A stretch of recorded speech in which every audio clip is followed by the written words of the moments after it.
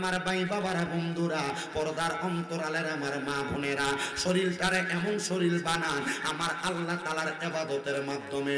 আপনি দুনিয়াতে দুধ ডিম খায়া শরীরে শক্তি বাড়ানো লাগবে না। আপনি যদি 5 ওয়াক্ত নামাজটা পড়তে পারেন, আপনি যদি আপনার শরীরটারে সাঙ্গা বানাইতে চান, আমার আল্লাহ তাআলা আপনার শরীরটার মধ্যে গায়েবীভাবে শক্তি প্রদান করবে। আমার এই দিলালপুরের শাহনগর এলাকার ভাই বাবারা, বন্ধুরা, এবার আপনারা বলেন আমার আল্লাহর প্রশংসা করলে যদি আমার আল্লাহ হায়াত বাড়ায়া দেয়, আমরা সবাই ওই আল্লাহর প্রশংসা করার দরকার আছে না নাই? আমি কিশোরগঞ্জে বহুত দিন পরে এসেছি, আওনের কারণে এরা খবর পেয়ে আসছে, আইতো দেয়, যদি আরো আইয়ে মানা নাই। কিন্তু এই যে এগুলা দেখছেন, এটা আমার সাথে রেগুলার থাকে। পুলিশও মাঝে মাঝে দললে ডিগিটা আলগি দেন, আলগি দিয়া যখন দেয় মালডি, বাবা তাড়াতাড়ি যা,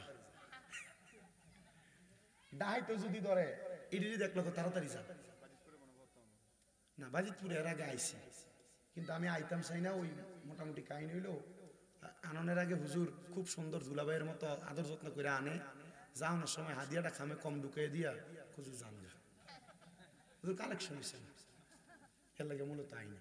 এর লাগে আগে আগে কথা টথা বাইন গেলই, বাবা যদি ভাল লাগে আমার দাওয়াত দিই। আন্নার সাথে আমার কুমিল্লা তো 6টা মাদ্রাসা চলে, কষ্ট হয় না আইতে, প্রায় 6.5-7 ঘন্টার মতো লাগা জায়গা আপনাদের এই পর্যন্ত আইতে। আল্লাহ যেন কবুল করে আমরা, আমিন কর। আর জোরে কইতেন না আমিন। আগামী পরশুদিন আবার আমার জয়কা মাহফিল আপনাদের কিশোরগঞ্জ সদরে, কিন্তু আমার কালকে মাহফিল নীলফামারী। কোন জায়গা? নীলফামারী। আমি আপনাদের এখান থেকে ঢাকার উদ্দেশ্যে রওনা দিয়া, ঢাকা যেয়ে থাকতে হবে কালকে 4:30টায় ফ্লাইট, তারপর ওইখান থেকে ফ্লাইটে যাবো মাহফিল করে, এরপর আবার বিমানে আইয়ার পরে আপনাদের এখানে জয়কা ঢুকবো। আমার একটু কষ্ট হয়, আমার অল্প বয়স আল্লাহ তাআলা, আমি কিন্তু আমার বয়স দেখেন হুজুরের দাঁড়িয়ে নড়ছে না, কিন্তু হুজুরের ওয়াজের বয়স 8 বছর। আমি দাখিল পরীক্ষা দেওয়ার পর থেকে মানুষ আমার ওয়াজের মাঠে ডাকে, ওয়াজ করার জন্য বলে। আমি এখনো পর্যন্ত করতেছি, চেষ্টা করি। আমার মূর্খ বেআলেম মানুষ তো, গাইরে এলেম, আমার এলেম কালাম নাই, তবু চেষ্টা করি মানুষকে আমার 2-1টা কথা দিয়ে হেদায়েতের পথে ডাকার জন্য। আপনারা আমার যা বক্ত আমরা খবর লয়েছেন, এই বাজিতপুরে আপনারা সাথে আমার 100 ডবল ভিডিওর বক্ত আছে। কারণ কি, আমি একটু মা বাবার ওয়াজ করি, এই ভিডিওতে আমার মা বাবার ওয়াজ শোনে, কান্দা কান্দা পরে ফোন দেয় আমার খাদেম সাহেব, ড্রাইভাররা ধরলে এরকম হুজুর আমরা মার লাগে একটু দোয়া করতে কই, আব্বার লাগে একটু দোয়া করতে কই। তো কয়জনের লেগে দোয়া করে, আমার লেগে মুনাজাতে দোয়া করে। আল্লাহ সমস্ত পৃথিবীর মা বাবা যারা আমাদের ওয়াজ শোনে প্রত্যেককে আপনি কবুল করেন, আল্লাহ যেন তার সাথে আপনারাও কবুল করে। আজকে মা বোন আছে আছে, দেখবেন একটু পরে তাবারুকা সিনেমা ফিরে, মাশাআল্লাহ। তাহলে তো একটু পরে ভিডিওতে জাগাও দিতে পারত না। আল্লাহ কবুল করুক, জোরে কোন আমিন। হালকা ইকুটা কমাইয়া দিতেছে, ইকুটা কমাইয়া মনিটর সাউন্ডটা ঠিক রাখ, হালকা থাক থাক না না না, দাঁড়াইয়া থাক। আমার মাহফিলে ওই দাঁড়াইলে বইলে আমি কিছু কই না, এই এরা দাঁড়াইয়া বইয়া যেমনি পারে ওয়াজ শুনো মোটামুটি। তাহলে আল্লাহ কবুল করুক, আমিন কর। ক্যামেরাম্যানরা মাইকওয়ালারা যেমনি ইচ্ছা তার মতো করুক, আপনারা এদের দিকে তাকায়েন না। ওয়াজের মুভমেন্ট আমার দিকে রাখেন, চেষ্টা করবো আপনারা কিছু ওয়াজ একটু আপনাদের নসিবে এবং আপনার দিমাগে দেওয়ার জন্য। আল্লাহ তাআলা আমাকে বলার আপনাদের শোনার তৌফিক দিন। আপনারা আস্তে আমিন কইছেন, মুহাব্বতে কোন আমিন, আর জবানটা খুলে কোন আমিন। আমার মায়েরা বাবারা বন্ধুরা, গভীর মনোযোগ অন্তরের কান লাগা শুনবেন বাজানো। তাহলে আমার আল্লাহ তাআলা আল্লাহর বান্দাদের হায়াত বাড়ায়া দেয়, আল্লাহর প্রশংসা করলে, আল্লাহর ইবাদত করলে। এবার আপনারা বলেন আমরা হায়াত বাড়ুক, আমরা সবাই চাই কি চাই না? বাজান রে,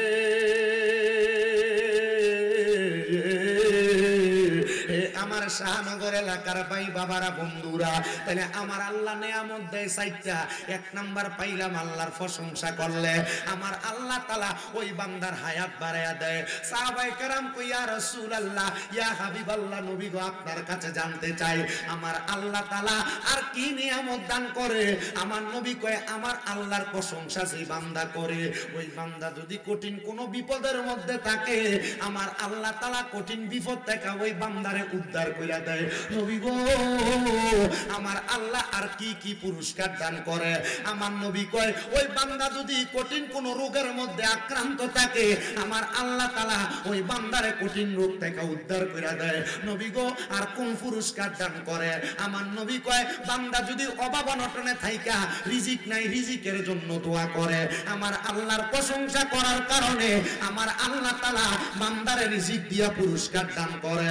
বলে হুজুর প্রমাণ লাগবে, প্রমাণ দেয়। আমার আল্লাহ তাআলার কোরআন থেকে আমার রাহমাতুল লিল আলামিন নবী ঘোষণা করে বান্দারে বিসমিল্লাহির রহমানির রহিম ফাযকুরুনি আযকুরুকুম। আল্লাহ তাআলার এই আয়াতে কারিমার তাফসীর করতেছেন আল্লামা জালালউদ্দিন সুয়ুতী রাহমাতুল্লাহ আলাইহি। আল্লামা জালালউদ্দিন সুয়ুতী এই আয়াতের সরল অনুবাদ করতেছে। উনি বলতেছে হে বান্দা তোমরা আল্লাহর স্মরণ করো, তোমরা যদি আল্লাহর স্মরণ করো আমার আল্লাহ তোমাদেরকে স্মরণ করে। মাবুদ আমার আল্লাহরে আমরা স্মরণ করলে আমার আল্লাহ কেমনে আমরারে স্মরণ করে। আমরা তো আপনি আল্লাহরে আল্লাহ বলে ডাক দিয়ে স্মরণ করি, আমরা তো আপনি আল্লাহরে আল্লাহ বলে ডাক দিয়ে স্মরণ করি, ইয়া রহমান ইয়া রহিম বলে স্মরণ করি। আপনি আল্লাহ পাক রব্বুল আলামিন আমরারে কেমনে স্মরণ করেন জানতে চাই গো আল্লাহ। আল্লাহ কেমনে স্মরণ করেন? আপনি কি বান্দা কইয়া ডাকেন? আল্লাহ কয় বান্দা না, তোমারে আমি বান্দা কইয়া ডাকি না। এ বান্দা তুমি যখন বিপদে পড়া আমি আল্লাহরে আল্লাহ কইয়া ডাক দাও, আমি আল্লাহ তোমার বিপদ থেকে উদ্ধার কইরা আমি আল্লাহ তখন তোমার ডাকে সাড়া দেই। বান্দা যখন অভাবের মধ্যে পড়া আমি আল্লাহরে আল্লাহ কইয়া ডাক দাও, আমি আল্লাহ অভাব অনটন দূর কইরা তুমি বান্দার ডাকের মধ্যে সাড়া দেই। বান্দারে তুমি যখন কঠিন রোগে আক্রান্ত হইয়া আল্লাহ বলে ডাক দাও, আমি আল্লাহ তোমার কঠিন রোগ থেকে শেফা দান কইরা তোমার ডাকে সাড়া দেই। মাবুদ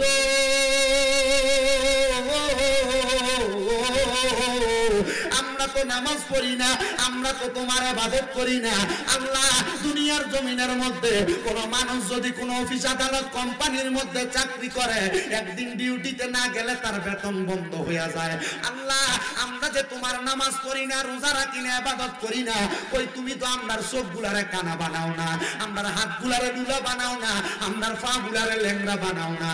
আল্লাহ কয় বান্দা গুনাহ করতে করতে যখন ক্লান্ত হইয়া যাইবা আমি আল্লাহ ঘোষণা করলাম লা তাকনাতু মির রাহমাতিল্লাহ ইন্নাল্লাহা ইয়াগফিরুয যুনুবা জামিআ।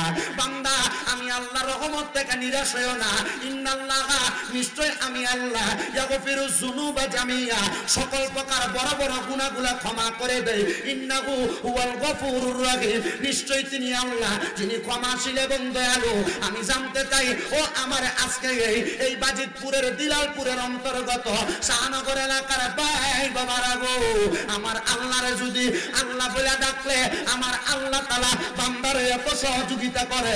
এবার আপনারা বলেন আমরা সবাই ওই আল্লাহর বেশি বেশি শুকরিয়া আদায় করার দরকার আছে না নাই? জোরে কোন দরকার আছে না নাই? ও বাবা কেমন দরকার একটু মনোযোগ দিয়া শোনো। তাফসিরে ইবনে আব্বাসের মধ্যে হযরতে আব্দুল্লাহ ইবনে আব্বাস রাদিয়াল্লাহু তাআলা আনহু বর্ণনা করে। কে? হযরতে আব্দুল্লাহ ইবনে আব্বাস রাদিয়াল্লাহু তাআলা আনহু বর্ণনা করে। আব্দুল্লাহ ইবনে আব্বাস কোনো সাধারণ মানুষ না। আব্দুল্লাহ ইবনে আব্বাস হইল আমার নবীর বংশের মানুষ। আব্দুল্লাহ ইবনে আব্বাস কই আছে জানোনি? কত কয়েকদিন আগে আমি মক্কা মদিনা যায় হজ কইরা আসছি। আমি মক্কায় যাওয়ার পরে আব্দুল্লাহ ইবনে আব্বাসের মাজারটা আমি নিজে জিয়ারত করে আসছি। ওনার মাজারটা হইল মক্কার অদূরে একটা জায়গা, যে জায়গার নাম হলো তায়েফের ময়দান। ওই তায়েফের ময়দানে ঢুকলে একটা গেট দেখা যায়, বাবে আব্দুল্লাহ ইবনে আব্বাস। ওই আব্দুল্লাহ ইবনে আব্বাসের গেটের সাথে ওনার নামের একটা মসজিদ আছে, একটা মাদ্রাসা আছে, ওনার মাকবারা আছে। আমি ওই জায়গায় দাঁড়ায়া দাঁড়ায়া জিয়ারত করলাম। আমি জিয়ারত কইরা চিন্তা করলাম এটা কি ওই আব্দুল্লাহ ইবনে আব্বাস, তিনারে আমার নবী কইছে রইসুল মুফাসসিরিন, মানে পৃথিবীতে যত তাফসীরি কারকরা তাফসীর করে আব্দুল্লাহ ইবনে আব্বাস রে মানলে তারা মুফাসসির হইতে পারবে না। ওই আব্দুল্লাহ ইবনে আব্বাস কয় জগতের মানুষেরা রে, ও জগতের মানুষের দলেরা, তোমরা কেমনে আল্লাহর প্রশংসা করবা জানোনি? বলে কেমনে আল্লাহর প্রশংসা করব? তিনি বলতেছে যদি তোমরা আল্লাহ তাআলার ইবাদত করো, আল্লাহ তাআলার কোরআনের তেলাওয়াত করো, আল্লাহ তাআলার জিকির করো। তিনটা কথা বলছে। এক নাম্বার আল্লাহ তাআলার ইবাদত ইবাদত করো, 2 নাম্বার আল্লাহ তাআলার কোরআনের তেলাওয়াত করো, 3 নাম্বার আল্লাহ তাআলার জিকির করো, আমার আল্লাহ তাআলা তুমি বান্দার মনের সব আশা পূরণ কইরা দিব। ওই তাফসিরে ইবনে আব্বাসের লেখকই তাফসির ইবনে আব্বাসের মধ্যে হাওলা দিতেছে, যারা সুন্নি মুসলমান আহলে সুন্নাত ওয়াল জামাতের আকীদা, আমার নবী জিন্দা নবী। ইবনে আব্বাস বলতেছে, হে নবী আমার হায়াতুন নবী মরে নাই, নবী আমার জিন্দা নবী। ওই ইবনে আব্বাস রাদিয়াল্লাহু তাআলা আনহু বলতেছে ওনার তাফসির ইবনে আব্বাসের মধ্যে, ওই নবী নূরের নবী, ওই নবী মাটির নবী না। ওই ইবনে আব্বাসের নিজে আকীদার কথা ঘোষণা করতেছে, ওই নবীজি হায়াতুন নবী, জিন্দা নবী, নূরের নবী, রাহমাতুল লিল আলামিন নবী, গায়েবের খবর দেনে ওয়ালা নবী। ওই নবীজি হইল হাজির ও নাজির নবী। এবার আপনারা বলেন, ও আমার শাহনগরের ভাই বাবারা, এত বড় মুফাসসির যদি আমার নবীর ব্যাপারে এত সুন্দর বক্তব্য দেয়, আমরা সুন্নিরা মানতে কোনো অসুবিধা আসেনি? ওটা কোনো অসুবিধা আসেনি? অনেকে কয় হুজুর আমরা সমাজে তো অনেকে নবীরে মাটির নবী কয়, আমরার মতো বলে হুজুর আমরা সমাজে তো অনেকে কয় নবী আমার গায়েবের খবর দেয় না, হুজুর আমরা সমাজে তো অনেকে কয় নবী আমার হাজির না। হুজুর গো এটা কেমনে বলে, এটা কি তাদের আকীদা? আমি বলবো বাবা, যে বলে তাকে তার মতো রাখবেন, আপনি আপনার মতো থাকবেন, মারামারি দ্বন্দ্বতে যাইবেন না, কারণ মানার নাম ঈমান, জানার নাম ঈমান না। জাইনাও যদি কেউ না জানার বান করে, তার সাথে আপনি দ্বন্দ্বে দেয়া কি করবেন? একটা কথা মনে রাখবেন, নবী কয় জান্নাতি দল হইল তারা মা আনা আলাইহি ওয়া আসহাবিহি, যেটা আমি নবী এবং আমার সাহাবায়ে কেরামকে অনুসরণ করে, ওই দলটা হইল আহলে সুন্নাত ওয়াল জামাত। আমরা যারা আহলে সুন্নাত ওয়াল জামাত, আমাদের এই জন্য বাবা তারা এমন উগ্র কথাগুলা বলে, এই কথাগুলাকে যারা অস্বীকার করে তাদের সঙ্গে মিলিত হইবেন না, তাদের সঙ্গে বসবেন না, তাদের সঙ্গে চলাচল করবেন না। চলাচল করলে আপনার ঈমান হারা হওয়ার সম্ভাবনা আছে। এবার বলেন, আল্লাহ তাআলার ইবাদত, আল্লাহ তাআলার প্রশংসা করা যায় কয় মাধ্যমে? ওমা জোরে কোন কয় মাধ্যমে? 1 নাম্বার আল্লাহর ইবাদত, 2 নাম্বার কোরআনের তেলাওয়াত, 3 নাম্বার আল্লাহ তাআলার জিকির। আসেন বাবারা আমরা মুহাব্বতে একটু আল্লাহ তাআলার কালামে হাকিমের তেলাওয়াত করি আর পড়ি, আউযু বিল্লাহি মিনাশ শাইতানির রাজীম, বিসমিল্লাহির রাহমানির রাহিম। ইন্নাল্লাযীনা কাফারু মিন আহলিল কিতাবি ওয়াল মুশরিকিনা ফি নারি জাহান্নাম খালিদিনা ফিহা উলাইকা হুম শাররুল বারিয়া।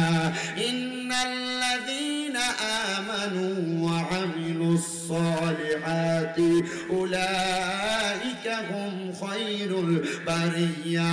ওয়া ক্বালা ফি হাদিসিশ শরীফ আন আনাস রাদিয়াল্লাহু তাআলা আনহু ক্বালা সামি'তু রাসূলুল্লাহি সাল্লাল্লাহু আলাইহি ওয়াসাল্লাম ইন্না মিন আশরাতিস সাআতি আন ইয়ারফা'আল ইলমু ওয়া ইয়াকসুরাজ জাহলু ওয়া ইয়াকসুরাজ জিনা ওয়া ইয়াকসুরাশ শারবুল খামরি ওয়া ইয়াকিল্লার রিজালু ওয়া ইয়াকসুরান নিসা হাত্তা ইয়াকুনা লি 50 ইমরাতান আল কাইয়িমুল ওয়াহিদ মুত্তাফাকুন আলাইহি আও কামা ক্বালা আলাইহি সালাতু ওয়াস সালাম। ওয়া ক্বালা ফি শানি হাবিবিহি ওয়া মাহবুবিহি ওয়া মা'শুকিহি মুখবিরাও ওয়া আমিরা। ইন্নাল্লাহা ওয়া মালাইকাতাহু ইউসাল্লুনা আলান নাবিয়্যি ইয়া আইয়ুহাল্লাযীনা আমানু সাল্লু আলাইহি ওয়া সাল্লিমু তাসলিমা। আল্লাহুম্মা সাল্লি। দূর থেকে কথা বলতে চাই, কাছে যাইতে চাই না, লোটা বাড়ায় দেন। মুহাম্মাদ ওয়া আলা আলি সাইয়্যিদিনা। একটু মোহাব্বত নিয়ে জোরে জোরে পড়েন, আল্লাহুম্মা সাল্লি মাওলানা মুহাম্মাদ ওয়া আলা আলি সাইয়্যিদিনা। আমার বাজিতপুরের শাহনগর এলাকার ভাই বাবারা, আপনারা বলেন আমার নবীজির উপর দরুদ শরীফ আদায় করলে লাভ আছে না নাই? মারহাবা। কষ্ট হইতেছে আপনারা? এই এটা দিয়ে তখন একটা কমিক শুরু করে দিছি। এমনি শীতের দিন গোলাপ জল দেওয়ার অনকালা দরকার কি? মানুষের গায়ের উপরে অনকালা শীত লাগবে, এমনি এক এক ফোঁটা পানি বলে টুটুরে নিতে ওড়ে ফালাই দাও।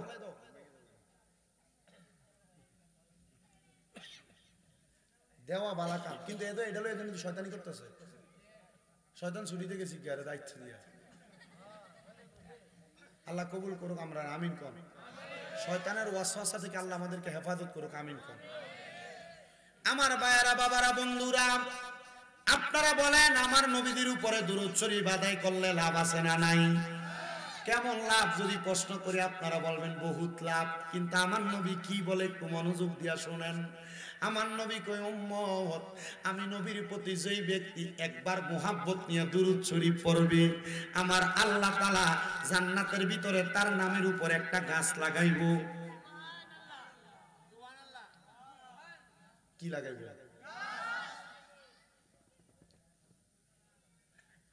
প্রখ্যাত হাদিসের মুহাদ্দিস হযরতে আব্দুল হক মুহাদ্দিস দেহলভী রাহমাতুল্লাহ আলাইহি, কম মাফে উনাকে কেউ যদি না মানে মুহাদ্দিস দাবি করতে পারবে না।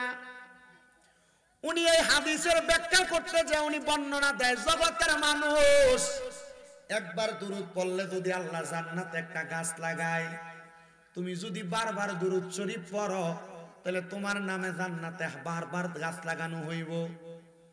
ওনাকে ওনার একজন ছাত্র প্রশ্ন করে, হুজুর জান্নাতের মধ্যে আমি যদি দুনিয়াতে 100 বার দুরূদ পড়ি, আমার আল্লাহ কি জান্নাতের মধ্যে 100টা গাছ লাগাইব? উনি কয়, হ্যাঁ, একবার দুরূদ পড়লে জান্নাতে 100টা গাছ লাগাইব। উনি ডাক দিয়া কয়, হুজুর আমি যদি আমার গুনার কারণে দোজকেও চইলা যাই, কোথায়? দোজকেও চইলা যাই, তাহলে আমি যে দুনিয়াতে দুরূদ শরীফ পড়লাম, আল্লাহ যে জান্নাতে গাছগুলা লাগাইব, আমারে কি ওই গাছের বাগানে ঢুকতে সুযোগ দিব না? উনি কয়, কথা যেহেতু আল্লাহ বলছে, আল্লাহর কথা অস্বীকার করার কোনো মাধ্যম নাই, অবশ্যই আমার আল্লাহ তাআলা তুমি বান্দারে সেখানে ঢুকতে দিবে।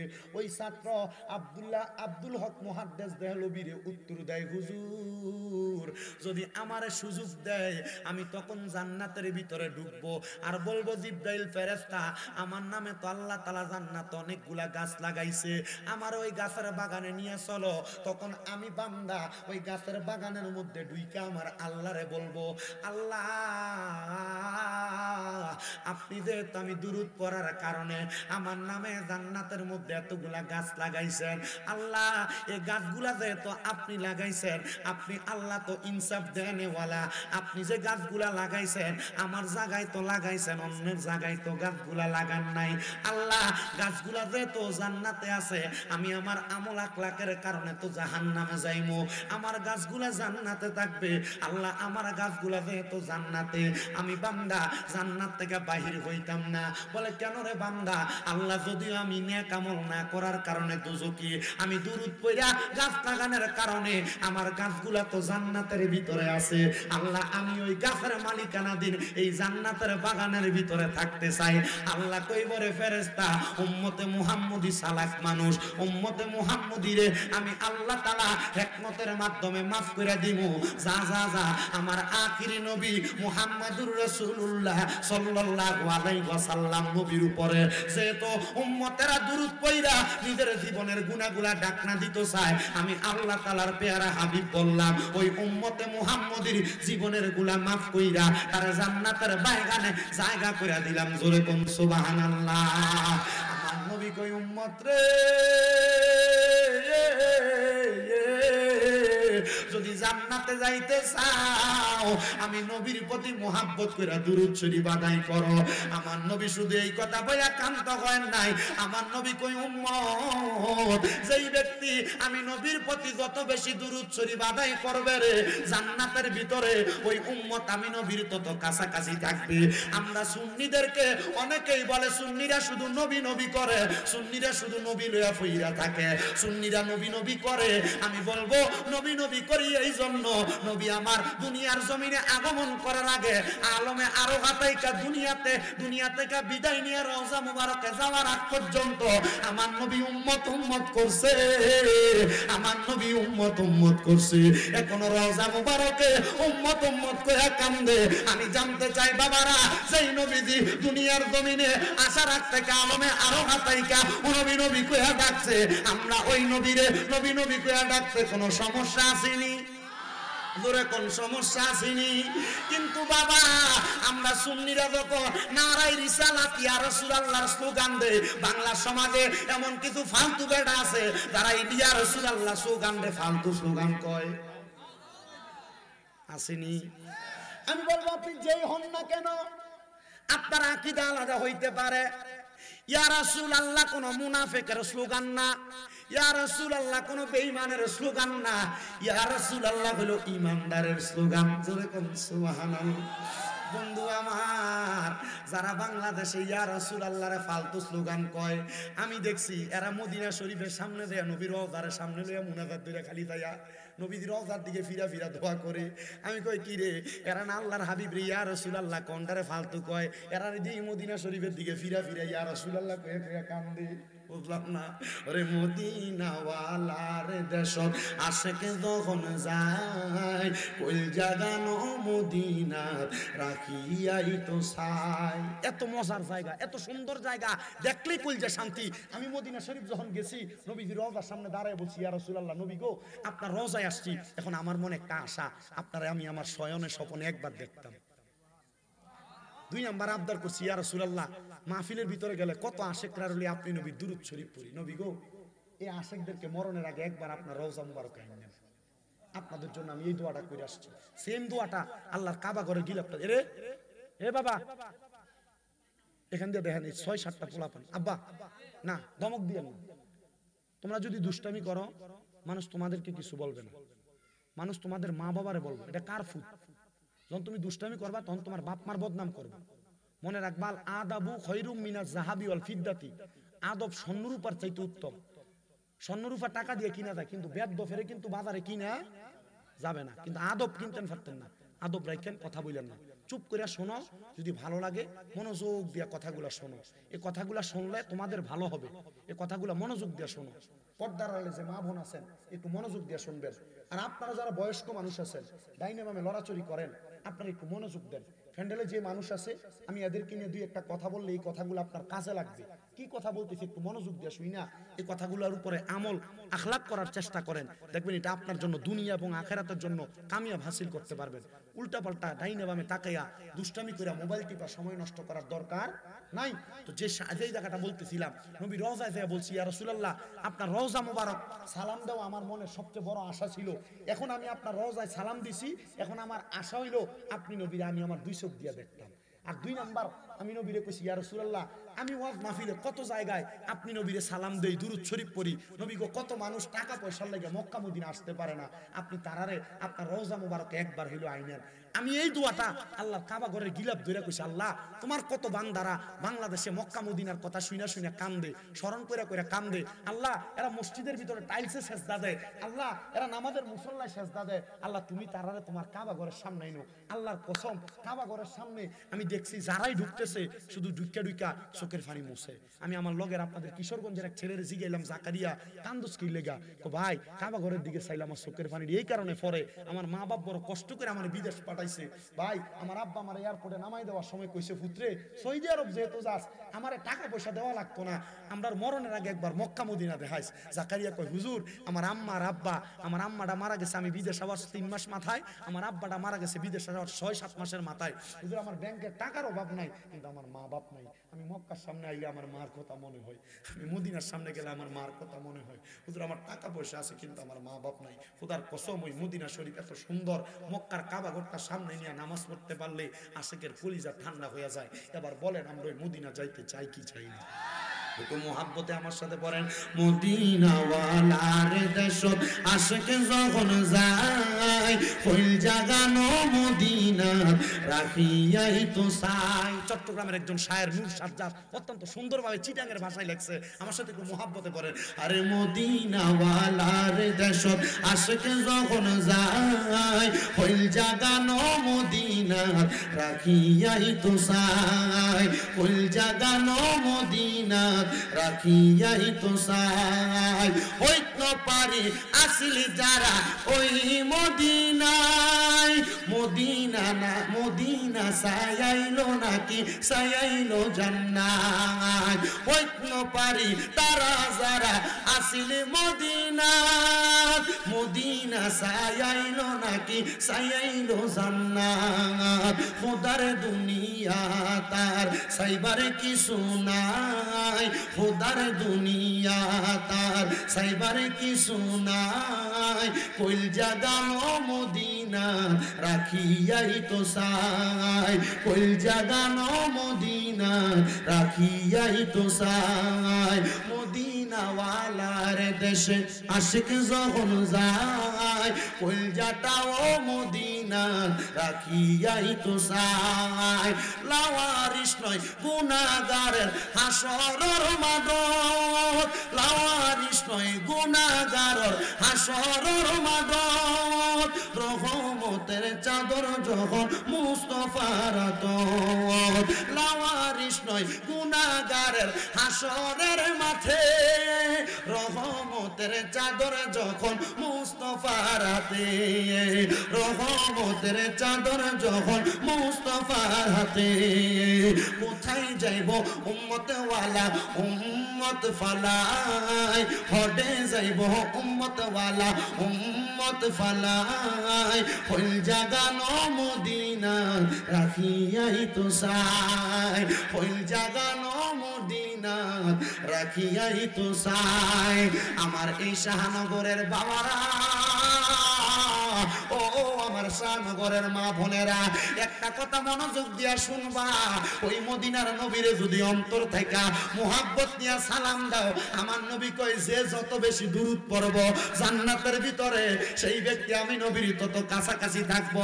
আসেন বাবারা, মুহাব্বতে আমরা ওই নবীর দুরূদ শরীফ পড়ি। আল্লাহুম্মা সাল্লি, সাউন্ডটা হিট করতেছে মুহাম্মাদ ওয়ালা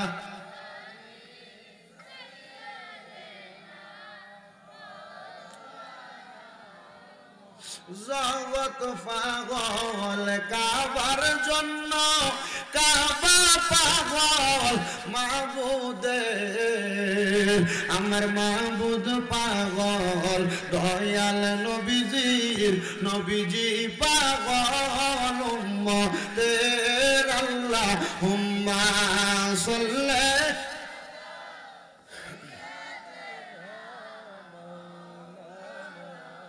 মুহাম্মাদ ওয়ালা আলি সাইয়্যিদিনা, লা ইলাহা ইল্লাল্লাহু, লা ইলাহা, হিট করে না কানে হিট।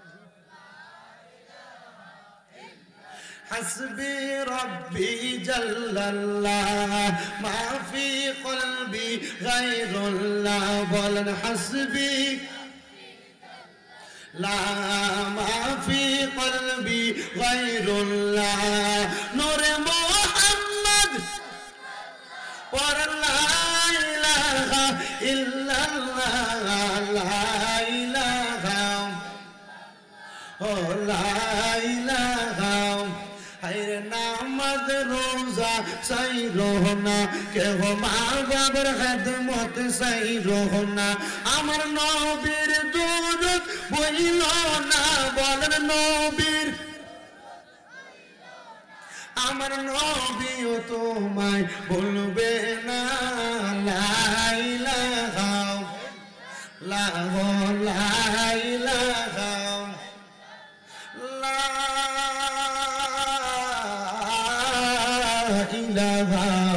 ইল্লাল্লাহ মুহাম্মাদ মুহাম্মাদুর রাসূলুল্লাহ সাল্লাল্লাহু আলাইহি ওয়াসাল্লাম। হে আমার এই শাহনগর এলাকার ভাই বাবারা,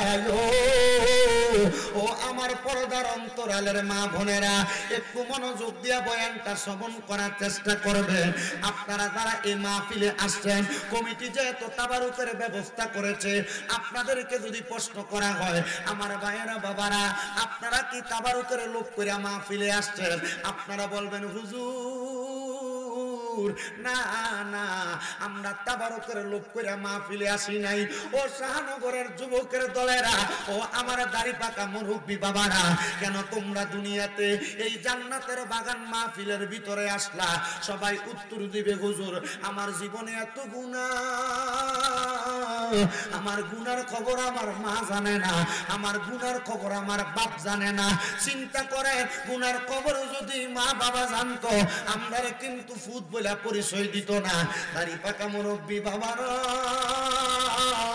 আপনার গুনার খবর কিন্তু তার সন্তান জানে না। যদি জানতো, আপনি বাপরে বাপ কইয়া পরিচয় দিত না। চিন্তা করেন রে ও পর্দার অন্তরালের সন্তান কি বলতো? আমার আল্লাহ যদি লেখা দিত আপনার কপালে আপনি বেনামাজি, মানুষ আপনারা বেনামাজি কইয়া ডাকতো। বাজান রে, আমার আল্লাহ এত দয়া করছে, আমার আল্লাহ এত মায়া করছে। বান্দা, আমি আল্লাহর রহমত থেকে যেহেতু নৈরাশ হইবা না। এ বান্দা, গুনাহ কইরা কলব দ্বারা নষ্ট করছো, আমি আল্লাহর কাছে মাফ চাও। আমি আল্লাহর রহিম ও রহমান নামের খাতিরে তুমি বান্দার জীবনের গুনাহগুলা মাফ করে দিব। আসেন আমার বাবা ভাইয়েরা, বন্ধুরা, পর্দার অন্তরালের মা বোনেরা, জবানটা সাইরা দিয়া, চোখটা বন্ধ কইরা, নিজের কলব দ্বারা পীর মুর্শিদের দিকে মুতাজ্জু কইরা, পীর মুর্শিদের কলবটা তরিকতের ইমামের দিকে মুতাজ্জু হইয়া যাবে। তরিকতের ইমামের কলবটা আমার নবীজির সঙ্গে মুতাজ্জু হইয়া মুহাব্বতে আমার আল্লাহ তাআলার একটু ইসমে জাতের জিকির করবে। যাদের জবান আছে তাদের কাছে আমার দাবি আছে, যাদের জবান নাই তাদের কাছে আমার কোনো দাবি নাই। এক তালে এক সুরে আমার আল্লাহ তাআলার একটু ইসমে জাতের জিকির করেন। আল্লাহ আল্লাহ আল্লাহ আল্লাহ আল্লাহ আল্লাহ Allah, Allah, Allah, Allah, Allah, Allah, oh Godoyal, Nobi ami, oh Godoyal, Nobi ami, valo, basi tomare, doya koinda, deka, dauna, pagol, ummat re, marhaba. জবানটা খুইলা আল্লাহ এর সামনে ও গোদয়াল নবী আমার, ও গোদয়াল নবী আমার, দেখা দাও না বকরে, কত ভালো বাসি আমরা তুমি নবী রে, মারহাবা। জবানটা খুইলা আল্লাহ এর সামনে ও গোদয়াল নবী আমরা, ও গোদয়াল নবী আমরা, ভালো বাসি তোমার রে, দয়া কইরা দেখা দাও না আমরা উম্মত রে, মারহাবা। নবী তোমায় দেখলা আমো বাবা তোমার, জায়গা পাইল রোজার ভিতর, নবী তোমায় ভালো বাসলো আবু বাবা তোমার, জায়গা পাইল রোজার ভিতর, তোমার ভালো বাসা দিয়া, তোমার ভালো বাসা দিয়া ধন্য করো আমার মন, দেখা দাও গো দয়াল নবী, দেখতে চাই অন্তর, মারহাবা।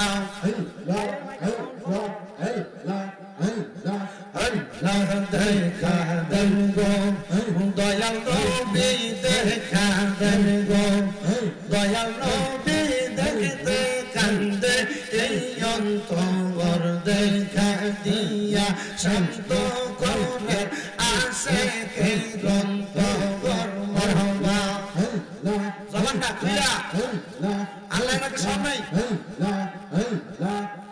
নবী বাসনা বানাও হযরত মোহাম্মদ জায়গা পাইল রবার ভিতর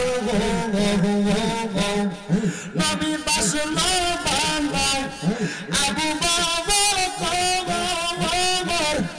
জায়গা পাইল রবার ভিতর আমরা ভালো বাসি তোমায় আমরা ভালো বাসি তোমায় গো দয়াল নবী জয় দেখা দিয়া শান্ত করো আসে কে অন্তর মারহাবা দেখা দেন গো দয়াল নবী দেখা দেন গো দয়াল নবী দেখতে কান্দে এই অন্তর দেখা দিয়া শান্ত করো নবী আসে কে অন্তর মারহাবা আল্লাহ আল্লাহ আল্লাহ আল্লাহ আল্লাহ নবী সারা আপন কে হোনা হাইরে মুমিন বালাই নবী সারা আমার বান্ধব কে হোনা লাই মারহাবা নবী সারা আপন কে হোনা হাই গো মুমিন বালাই নবী সারা আপন কে হোনা নবী মাতৃ গর্ভে আসিয়া পিতা হারা হইয়া এদিন রূপে আসলে নাই দানা রবি হাবলি উম্মতি কান্দন দয়াল নবীজি এখনো তো কান্দন মদিনা আইরে মুমিন বালাই নবী সারাই আমার বান্ধব কে হোনা নাই মারহাবা রাব্বি হাবলি উম্মতি কান্দন দয়াল নবীজি এখন তো কান্দন মদিনা উম্মতের লাগিয়া দয়াল নবী সঙ্গিয়া থাকেন সদা উম্মতের মায়া আইরে মুমিন বালাই নবী সারাই আমার বান্ধব কে হোনা নাই নবী সারা বান্ধব কে হোনা আইরে মুমিন বালাই নবী সারা বান্ধব কে হোনা নাই মারহাবা কইয়া দাও গো তার সুজনি কইয়া দাও গো ও সুজনি মুর্শিদ কেবলা কোনখানে মুর্শিদ পাইলে নবী পাইব কোরআনে বলে মারহাবা কইয়া দাও গো মানুষ কইয়া দাও গো পানু বন্ধু দয়াল মুর্শিদ কোনখানে মুর্শিদ পাইলে রাসূল পাবো ঘোষণা কোরআনে মারহাবা আমার পান মুর্শিদের মুখের হাসি আমরা বড় ভালোবাসি গো আমার পান মুর্শিদের মুখের হাসি আমরা বড় ভালোবাসি গো পাইলে মুর্শিদ তোমার শরণ পাইলে মুর্শিদ তোমার শরণ বলতাম মনের বাসনা একবার আইসা দিদার দিয়া তন্ন করোনা মারহাবা লা ইলাহা ইল্লাল্লাহু মুহাম্মাদুর রাসূলুল্লাহ সাল্লাল্লাহু আলাইহি ওয়াসাল্লাম। একটা জবানও বন্ধ রাখবেন না, জবানটা ছাইরা দিয়া উচ্চ কণ্ঠে জোরে জোরে বলেন আলহামদুলিল্লাহ। বাজানো ও আমার এই শাহনগর এলাকার ভাই বাবারা বন্ধুরা, আর ডাইনে বামে যাব না, আমি ডাইরেক্ট আমার আলোচনার মধ্যে ঢুইকা যাই। আমি আল্লাহর কোরআনুল কারীমের 30 পারা সূরা বাইয়ানার শেষ দুইটা আয়াতের শেষ একটা আয়াতের আগের দুইটা আয়াত আমি আপনাদের কাছে তেলাওয়াত করেছি। আল্লাহ তাআলা কোরআনুল কারীমের মধ্যে বলেন বিসমিল্লাহির রহমানির রহিম الذين كفروا من أهل الكتاب والمشركين في نار جهنم خالدين فيها أولئك هم شر البرية। জবান খুলে উচ্চ কণ্ঠে জোরে জোরে পড়েন আল্লাহু আকবার। আপনারা কোন ঘোষণাকার? এই পৃথিবীতে মানুষ দুই ধরনের, জোরে কোন কয় ধরনের? একটা হলো ভালো আর একটা হলো খারাপ, একটা হলো ভালো আর একটা হলো খারাপ। মনোযোগ দেন, ভালো এবং খারাপ। কিন্তু আল্লাহ তাআলা কোরআনুল কারীমের এই আয়াত দিয়া কি বোঝায়? আল্লাহ কয় ইন্নাল্লাযীনা, নিশ্চয় যাহারা কাফারু কুফরি করে, মিন আহলিল কিতাব, যারা আহলে কিতাব, ওয়াল মুশরিকিনা, যারা শিরিক করে। আল্লাহ কয় শোনো জগতের মানুষের দলেরা, ফি নারি জাহান্নামা খালিদিনা ফিহা, এরা জাহান্নামে যাবে, যে জাহান্নামের নিচের মধ্যে তারা চিরস্থায়ী বাসিন্দা হয়ে থাকবে। ইয়া রাসূলুল্লাহ, ইয়া হাবিবাল্লাহ, নবী গো আপনার কাছে জানতে চাই এরা কারা? আমার নবী আল্লাহর কোরআন থেকে ঘোষণা করে উলাইকা হুম শাররুল বারিয়া, এরা হলো পৃথিবীর সবচাইতে নিকৃষ্ট মানুষ, পৃথিবীর সবচাইতে নিকৃষ্ট মানুষ। এবার আসেন, এই আয়াতে 3 প্রকারের মানুষের কথা বলছে। 1 নাম্বার যারা কুফরি করে, 2 নাম্বার যারা আহলে কিতাব, 3 নাম্বার যারা মুশরিক, যারা শিরিক করে। এবার আপনার মনে প্রশ্ন, হুজুর কুফরি করে কারা? কুফরির সংজ্ঞাটা লইয়া যান। হযরত ইমামে কেরামগণ ঘোষণা করতেছে কুফরি ওইটাকে বলে আল্লাহর কোরআনের মধ্যে যা আদেশ করা হয়েছে তা অমান্য কইরা তা পালন না করা, আল্লাহর কোরআনে যা নিষেধ করা হয়েছে তা অমান্য কইরা পালন করা, এটা হলো কুফরি। এটা কি? জোরে কোন? আপনি রাগ করেন না, হ্যাঁ? বিষয়টা হলো বাহিরে যে সাউন্ডটা ডাইরেক্ট স্টেজে আমার কানে লাগে। আমি প্রত্যেকদিন মাহফিল করার কারণে আমি চিল্লাইতে আমার কষ্ট হয়, কিন্তু আমি এখন আজকে অনেক চিল্লাইতেছি না ভাই, অনেক চিল্লাইতেছি। কেন? এই বাইরের সাউন্ডটা কানে লাগার কারণে আপনার স্পিকারের সাউন্ডটা আমার কানে ক্লিয়ার না। স্পিকার কখনো আর এমনি সামনে দিয়ে না, এনে দিবেন স্টেজে শুডুও প্রয়োজনে এই সাইডে দিয়ে থেকে দিবেন, হ্যাঁ? সাউন্ড ভালো, সবকিছু ঠিক আছে, ওই বাইরের সাউন্ডটা এটা কানে লাগে। এখন যেমনি আছে এমনি থাক, শুধু আপনারা কষ্ট করে বসবেন। একটু মনোযোগ দেন বাবারা। তাহলে কয় প্রকার মানুষের কথা বলছে? 3 প্রকার। 1 নাম্বার যারা কুফরি করে, 2 নাম্বার যারা আহলে কিতাব, 3 নাম্বার যারা মুশরিক। আসেন 1 নাম্বার কুফরির কথা শুনি। আল্লাহ কয় বান্দা নামাজ পড়ো, নামাজ না পড়লে কাফের না, নামাজ না পড়লে ফাসেক হয়। কিন্তু কেউ যদি কয় আমি নামাজকে স্বীকার করি না, নামাজ পড়া এটা আল্লাহর বিধান না, তাইলে সে কুফরি করে। আল্লাহ কয় এ বান্দা সুদ খাইও না। শাহনগরে সুদ করে আসেনি, গোশ করে আসেনি, পরের হক মেরে খাওয়াই না আসেনি। এ শাহনগর এলাকার সুদ করেরা মনোযোগ দিবে, খাও মজা মাইরা মাইরা। এটা হারাম, তুমি জানো নি জানি না। আসলে সুদখোররা সুদ খাওয়া হারাম এটা জানে। কথা কন না কি রে? সুদখোর নাই। আবার আমরা সমাজের মানুষে সুদকুটিরে ধরে নিয়ে মসজিদ কমিটির সভাপতি বানায়, আমরা সমাজের মানুষের সুদকুটিরে ধরে নিয়ে মসজিদের সেক্রেটারি বানায়, আমরা সমাজের মানুষের সুদকুটিরে ধরে নিয়ে এলাকার সর্দার মাতব্বর বানায়। আপনারা বলেন এমন সুদকুর সমাজের ভিতরে আছে না নাই? আবার চা দোকানে বসে সুদকুরে লম্বা লম্বা কথা কথা কয় না। যদি ঠিক কয় না এটি হারুন আঙ্কেল, জোরে কোন ঠিক কিনা? বাজানো ও গভীর মনোযোগ অন্তরের কান্না লাগাইয়া শুনবেন। যেই সুদখোরের লম্বা কথা কয় আজকের পর থেকে আঙ্গুল নামে কথা বলতে বলবা, বাহাদুরি করতে মানা করবা, বলে তুমি হারাম খাও। আল্লাহর কোরআন কয় সুদ খাও না, তুমি সুদ খাও, হারাম খাও। আল্লাহর নবী রাহমাতুল লিল আলামিন নবী কয় জগতের উম্মতের দলেরা শুইনা লও, শুইনা লও, শুইনা লও, যারা এই হারাম খানা খাইবো, সুদের টাকা খাইবো, ঘুষের টাকা খাইবো, পরের টাকা খাইবো, জমি দখল করে খাইবো, মানুষের হক মাইরা মিরা মিথ্যা কথা কইয়া খাইবো, আমার আল্লাহ তাআলা এদেরকে অন্ধকার কবরে কি শাস্তি দিব জানুনি? বলে কি শাস্তি দিব জানতে চাই? বলে জাহান্নামে গেলে এদেরকে 3000 বছর জাহান্নামের আগুনের মধ্যে পুরাইয়া আমার আল্লাহ তাআলা এদেরকে 3000 বছর পরে টাকাসুর নামক একটা জায়গায় দাঁড় করাইবো। তারপরে কইবো এই সুদখোর। এখন কি কবি ক? আগে কয় বছর জ্বালাইবো? কয় না কয় হাজার বছর?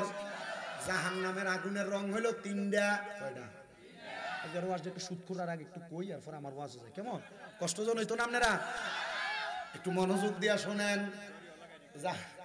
জাহান্নামের আগুনের রং হলো 3টা। একটা হইলো লাল, একটা হইলো সাদা, একটা হইলো কালা। এবার সুদখোর যখন মরব, হারামখোর যখন মরব, এতিমের সম্পদ খাইন না যখন মরব, জমি দখল করিন না যখন মরব, মরার পরে কবরে গেলে ডাইরেক্ট জাহান্নাম, কোনো প্রশ্ন নাই। কবরে যাওয়ার পর বান্দারে কইব বান্দা জাহান্নামে প্রবেশ করো, বান্দা জাহান্নামে ঢুকবো। এই সুদখোরটারে জাহান্নামের লাল আগুনে ঢুকাইবো। সর্বনিম্ন 3000 বছর কেমনে জ্বালাইবো শুনেন। লাল জাহান্নামের আগুনের মধ্যে সুদখোরটারে 1000 বছর জ্বালাইবো। জাহান্নামের আগুনের রংটা হইব সাদা। এবার আরো 1000 বছর জ্বালাইবো। জ্বালানোর পরে জাহান্নামের আগুনের রংটা হইব কালা। আরো 1000 বছর জ্বালাইবো। এবার 3000 বছর জ্বালাইয়া টাকাসুর নামক জায়গায় দাঁড় করাইয়া বান্দারে 3000 বছর পরে কইবে এবার কথা বলো, কি বলবা? বান্দা এবার মাপ চাইতো না। বান্দা কইব আল্লাহ 3000 বছর জাহান্নামের আগুনে পুরার কারণে আমার বড় পিপাসা লাগছে গো আল্লাহ, আমার বুকটা পর্যন্ত শুকিয়ে গেছে, একটু পানি নি দিবা, আমি একটু পানি খাইতাম, আমার কলজাটা ঠান্ডা হইতো। আমার আল্লাহ পাক রব্বুল আলামিনের আযাবের ফেরেশতারা বলবো এ বান্দা পানি খাইতে দাও, দুনিয়াতে তো আরাম করে হারাম খাইছো, সুদ ঘুষ খাইছো, পরের হক মেরে খাইছো, এখন কি লাগা পানি খাইতে চাও? সাহাবায়ে কেরাম কই নবী গো এই হারাম কুটিরে কি আল্লাহ পানি দিত না? নবী কয় অবশ্যই দিব। নবী কেমন পানি দিব? আমার নবী কয় হারাম কুটিরে যে পানি দিব এই পানি দুনিয়ার মিনারেল ওয়াটার না, এই পানিটা হইল অন্য জাহান্নামীরা জাহান্নামের আগুনের ভিতরে যে জ্বালাইবো আর ফুরাইবো, এদের রক্তফুস গুলাতে মাটির ভিতরে পড়বো, এই রক্তফুস গুলারে আমার আল্লাহ হারাম করে পানি হিসাবে দিব। সুদখোরেরা শোনো, কবরে গেলে পানি পাইতা না, রক্ত আর ফুস পাইবা। ঘুষখোরেরা শোনো, পরের হক মেরে খাওয়াইনারা শোনো, কবরে গেলে পানি পাইতা না, রক্ত আর ফুস পাইবা। দুনিয়ার পানির ভিতরে একটা মশা যদি পইরা যায়, পানিটারে ফালাইয়া মগটারে ধুইয়া তারপরে পানি খায়, কিন্তু ওই মগটা ধোয়ার কোনো সুযোগ নাই। এই মগটা কিন্তু দুনিয়ার কাছের মগ হইতো না, এই মগটা কিসের মগ হবনি? এই মগটা হইব হাদিস শরীফ বর্ণনা করে বলতেছে একটা গরম লোহার মগ দিব। গরম কি কি কি জোরে কন্যা কি গরম। দেখবেন আপনাদের কাশি আছে না, কাশি ধারাইতে যান না আল তোলাইতে, দেখবেন এটার গোড়াটারে ডাটটা লাগানোর সময় আগুনে ফোরাত দিলে কাশির গোড়াটা একবার আগুনের কয়লার মতো লাল হয়ে থাকে না? এই সুদখোরের যেই গ্লাসটার মধ্যে মগটার ভিতরে করে পানি দিব, আরে কালকে সকালে আমার এই সুদখোররা কি গেলেনটা গেলে আর কইব তার কেডা দাবাত দিছ, কুমিল্লাতে ধরে লইছ, আমরা বহনের লেগে আনছ, হক কথা তিতা লাগবাল হাক কুমুর অনুচিত কথা তিতা। ও সুদখোরেরা শোনো, আমি চাই না তুমি সুদ খেয়ে জাহান্নামে যাও। আর এখন তো আর বেড়াইতে সুদ খানা, এখন সুদ ঘুরে গেছে গা, বাড়িতে বাড়িতে বেরিয়েতে সুদের ব্যবসা করে। এই কথা বলেন ঠিক কিনা? বেড়া কোনো কাজকর্ম করে না, এবারে সাধনে বইয়ে বইয়ে খা। এবারে যদি দিকে কাকা চলেন কেমনে, কো চলতাম পারি না তো, তো শাশি মাঝে মাঝে বার বেরতে কিছু আনে দিকে চলি। চাচা চান না 10 টাকার শাশির কাছে আসেনি হাওলাত, ক তো শাশির কাছে তো তার কোনো টেহা পয়সা নাই, তো তার বইনে তার 1 লাখ টেহা দিছিল সাইলা খাইবার লাগে। এ বেডি এটা এখন সুদে লাগায়, কথা কন না করে। আমার এই দিলালপুর এলাকার শাহনগর এলাকার পর্দার অন্তরালার মা বোনেরা গো, সোশ্যাল মিডিয়ার মাধ্যমে দেখনেওয়ালা দেশ বিদেশের মা বোনের একটু মনোযোগ দিয়া শোনো। আমি চাই না তোমরা মারা দোজকে যাও সুদ খাইয়া, আমি চাই না তোমরা বাবারা দোজকে যাও পরের হক খাইয়া, আমি চাই না তোমরা বাবারা দোজকে যাও মানুষের মিছা কথা কইয়া ওজনে কম দিয়া, আমরা চাই না তোমরা দোজকে যাও ক্ষেতের একাইটা লাইল দিয়ে সাইরা আঙ্গুল বানাইয়া। আসেনি বন্ধুরে, ওই হারাম কুট্টিরে যেই মগদার ভিতরে কইরা পানি দিব, এই মগদা লোহার গরম মগ হইব, এই মগদা লাল হইয়া থাকবো, এটার ভিতরে রক্ত ফুস দিয়া কইব বান্দা খাও, তখন বান্দা কইব আল্লাহ খাইতে পারবো না। বলে কেমনে খাইবো? এটা রক্ত আর পুজ, এটা কি খাওয়া যায়নি? বান্দা পানির এমন পিপাসা লাগবো, বান্দারে বলাও লাগবে না, এটা নিয়ে মুখের ভিতরে ঢালবে, বান্দা রক্ত পুজগুলা খাইবো। কিন্তু বান্দা কেমন অবস্থা হইব জানো? ইয়া রাসূলুল্লাহ, কেমন অবস্থা হইব? আমার নবী বর্ণনা দেয়, এই রক্ত ফুসগুলা খাওয়ার সাথে সাথে তার পেটের নারী বুড়িগুলা উতরাইয়া তার পায়খানার রাস্তা দিয়া বাইর হইব। কবরের ভিতরে এত আযাব, সুদকুরেরা ও ঘুষকুরেরা, হারামখোরেরা, পরের হক মাইরা খানেওয়ালারা, সাবধান হইয়া যাও গা। কবরে গেলে কিন্তু আমার আল্লাহ তাআলা কঠিন শাস্তি তোমারে দিব। এই হারাম খাবারগুলা তোমারে খাওয়াইবো কবরে যাওয়ার কারণে। তা আমরার এলাকার এক সুদকুরের ছোট্ট একটা কথা বললে বুঝবেন, বেটা যে সুদ খায়, বেটা যে জানে এটা হারাম, তবুও কেন খায়? এবার সুদে এক লোকের 1 লাখ টাকা দিছে, 1 লাখে মাসে বছরে সুদ আসে 30,000 টাকা। কত?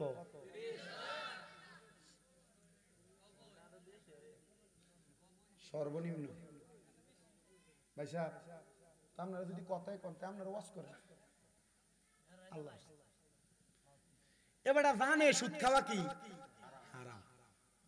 আমার কাছে যে বেটা সুদের টাকা লইছে, হ্যাঁ আইছিল, কাকা ইয়া আমি আমার জায়গাটা বেচলাইতাম, আপনি যদি আমার কিছু টাকা দেন, জায়গাটা বেচলাইলে ইয়া এরপর আপনার টাকাটা দিয়ে দিতাম। এগুলো কি রে কাকা? ক কাকা ইয়া সুদে যে টাকা লইয়া ব্যবসা বাণিজ্য করছি, সুদ করে টেহা দিতাম পারি না। আমি কইলাম তো ও কাকা, হেতা আমার কাছে ফাই তো 1 লাখ, এটা 5 বছরের সুদের টিয়া মিলতে মিলতে তে আমার কাছে ফাই 2.5 লাখ। কয়লা 1.5 লাখ 5 বছরের সুদ। আমি কইলাম তো ও কাকা, তারা কইছি ঠিক আছে 2.5 লাখ নিস না, আমার তো 2 লাখ টিয়া এনে। তে আমার কিতা উত্তর দিছে জানেন? আমি কি কইছে? কতে আমার কইছে সুদ খানার কারণে কবরে যে আল্লাহ আমারে ফিটবো, আমার কি একটা বাড়ি কমাই দিব? তাহলে আমি টিয়া নিতাম কম গিলে তোর থেকে। আমি চিন্তা করছে, আমি কইলাম আপনি তারা কিছু কইছেন না? ও কিটা কইতা? আমরা এলাকার চেয়ারম্যান আছিল, তো চেয়ারম্যানের কাছে এক ভেটি বিচার লইয়া গেছে। চেয়ারম্যান সাহেব এলো নিষ্টাম, এই আমরা এলাকা তমুক মইন না, আমরা এলাকা থেকে সুদের টিয়া নিছিল, আমার থেকে 5 লাখ, এখন আমার টিয়া দেয় না। তো চেয়ারম্যানে বেটির উত্তর দিছে, শোনেন এই বেটার 5 লাখ দিচ্ছেন না? 5 লাখের সুদ মাসে বছরে কত? কজুর চেয়ারম্যান সাহেব 30,000 করে হিসাব করলে 3 5 15 1.5 লাখ টিয়া। কয় বছর হয়েছে দেয় না? হুজুর 3 মাসের কথা কয়ে নিয়া, এখন আমার 6 মাসের কথা কয়ে নিয়া 2 বছর হয়ে গেছে দেয় না। তাহলে তো আপনি ব্যবসার উদ্দেশ্য দিচ্ছেন, মানে লাভ হইব।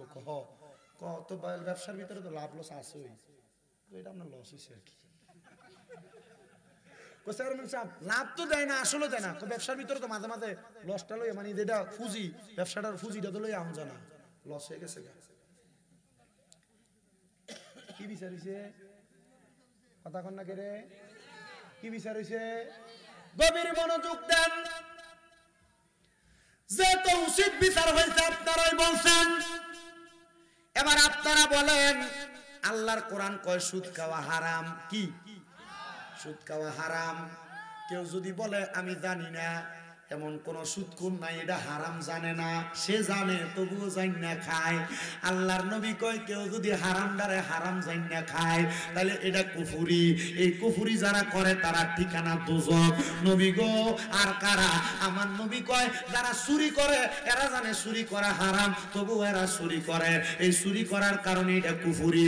এমন কুফরি কেউ কইরো না, কুফরি করলে তোমার ঠিকানা দোজখে যাবে।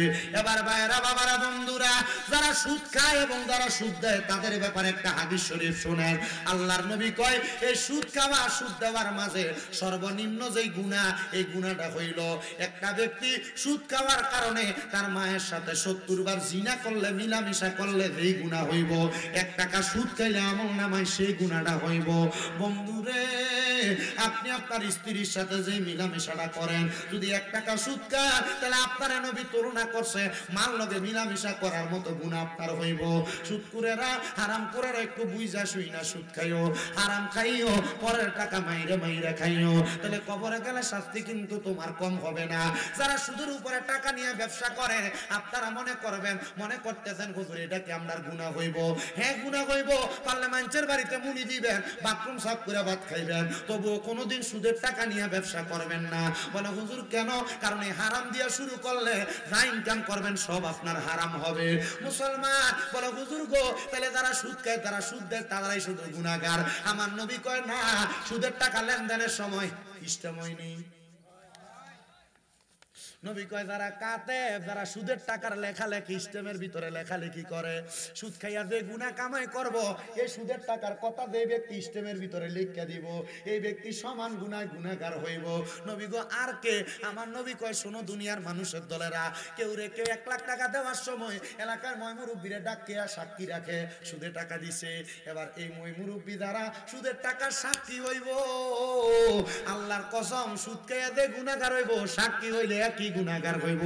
ও মুসলমান, আপনার এলাকার কত মানুষ ব্যাংক থেকে টাকা তোলে, ব্যাংক থেকে যে টাকা পয়সা তোলে, আপনারা যে একটা সিগনেচার দিয়ে সাক্ষী বানায়, আল্লাহর কসম এই সুদের টাকার সাক্ষী হওয়ার কারণে আপনি সমান অপরাধী হয়ে যাইবেন। ওরে বিচার হবে কর্ম অনুসারে, কঠিন হাসরে বিচার হবে কর্ম অনুসারে। মুসলমান, তাহলে কুফরির কথা জানলাম।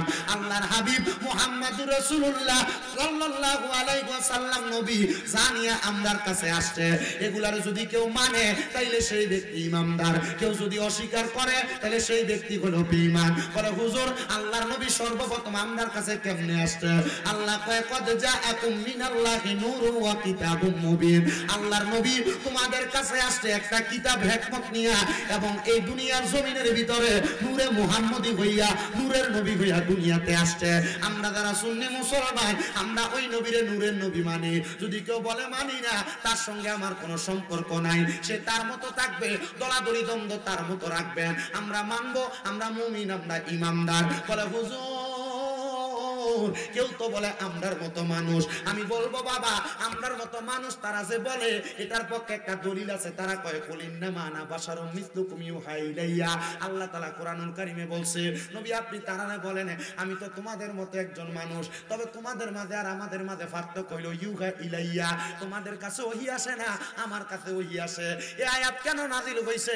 বোকারে যদি বলে বোকা বলতে পারবে না। আমার আল্লাহ তাআলার পেয়ারা হাবিব যখন মানুষের কাছে ইসলাম ধর্মের দাওয়াত দেয়, আবু জাহেল কই ইয়া রাসূলুল্লাহ, আল্লাহর হাবিব মুহাম্মদুর রাসূলুল্লাহ, আপনি যে মানুষের ইসলামের দাওয়াত দেন, আপনি দাওয়াত দিয়ে কি লাভ? কয় আমি দাওয়াত দিলে আমার আল্লাহ তাআলার ইসলামের ছায়া তলে মানুষ আসবে। আবু জাহেল কয় আপনি যে নবী, আপনি যদি আমার একটা কাজের সাক্ষী দিতে পারেন, তাহলে আমি আপনার কাছে ইসলাম ধর্ম গ্রহণ করব। কলে কি সাক্ষী চাও? এবার আবু জাহেল কি করলেন, পুরা মক্কা নগরীর সবচাইতে জাদুগিরে ডাক দিছে, সবচাইতে মালিক বিন হাবিব। মালিক বিন হাবিবকে ডাক দিছে।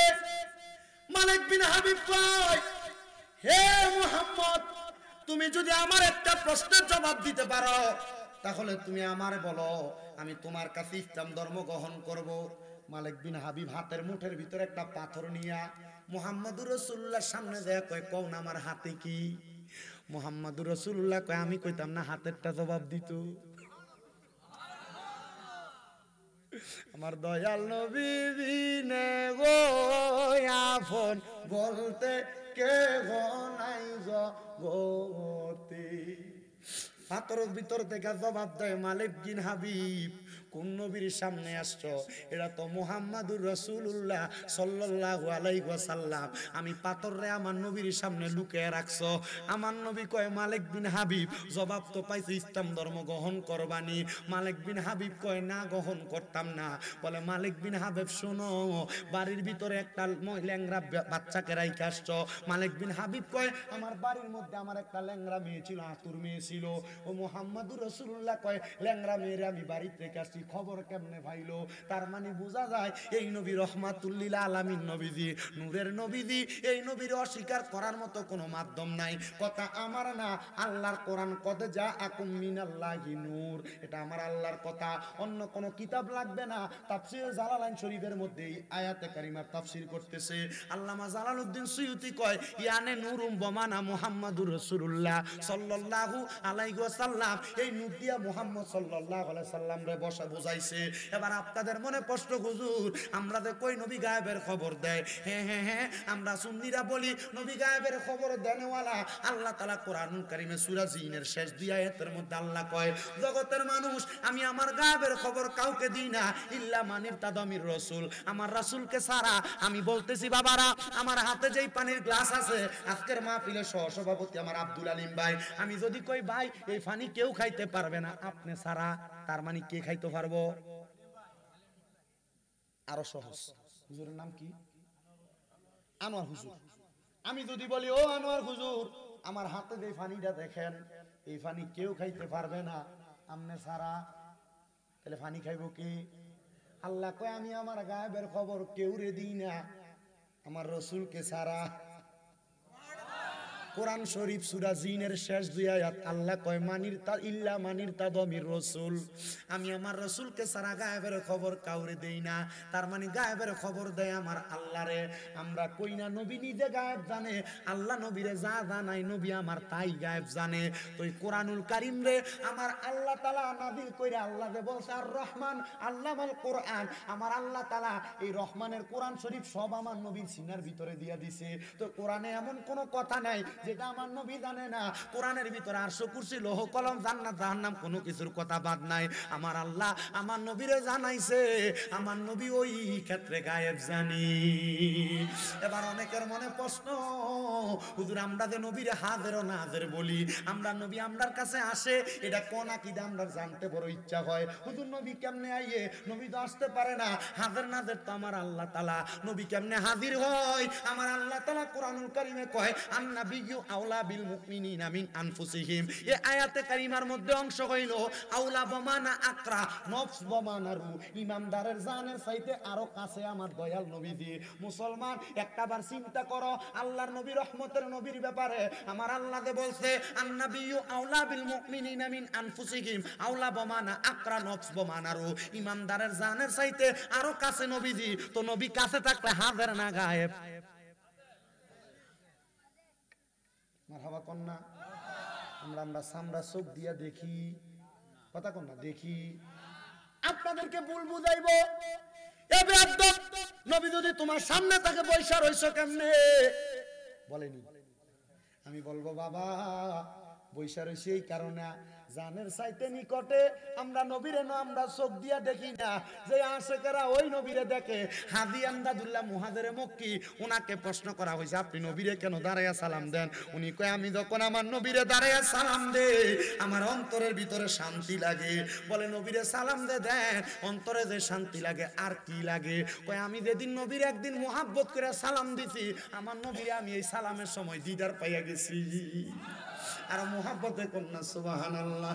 বন্ধুরে ও নবীর উম্মতের দলেরা, এবার আপনারা অনেকে প্রশ্ন করবো আমার আব্দুল আলিম ভাই কইতে হুজুর আহলে সুন্নাত ওয়াল জামাতরা কি মানছেন একটু বোঝায় দিয়েন। শর্টকাট কইরা ছোটভাবে আমি আমার ক্ষুদ্র জ্ঞান দিয়ে আপনাদেরকে বোঝানোর চেষ্টা করি।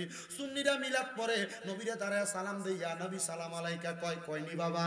কিন্তু আমরা কেউ বলে আমরা কেন কিয়াম করি বেদাতি এইটা ওইটা।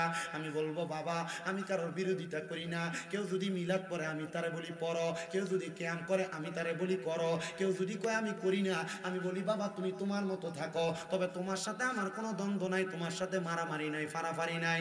আমারে কেউ যদি প্রশ্ন করে শামীম দাদা তুমি কেন নবীরে দাঁড়ায় সালাম দাও, আমি তারে উত্তর দেই আমি সালাম দেওয়ার কারণ আমি নবীরে সালাম দিলে আমার অন্তরে শান্তি পাই। বলে সাহাবাই কেরাম তো দেয় নাই, সাহাবাই কেরাম দিছে কিনা এটা তোমার প্রশ্ন।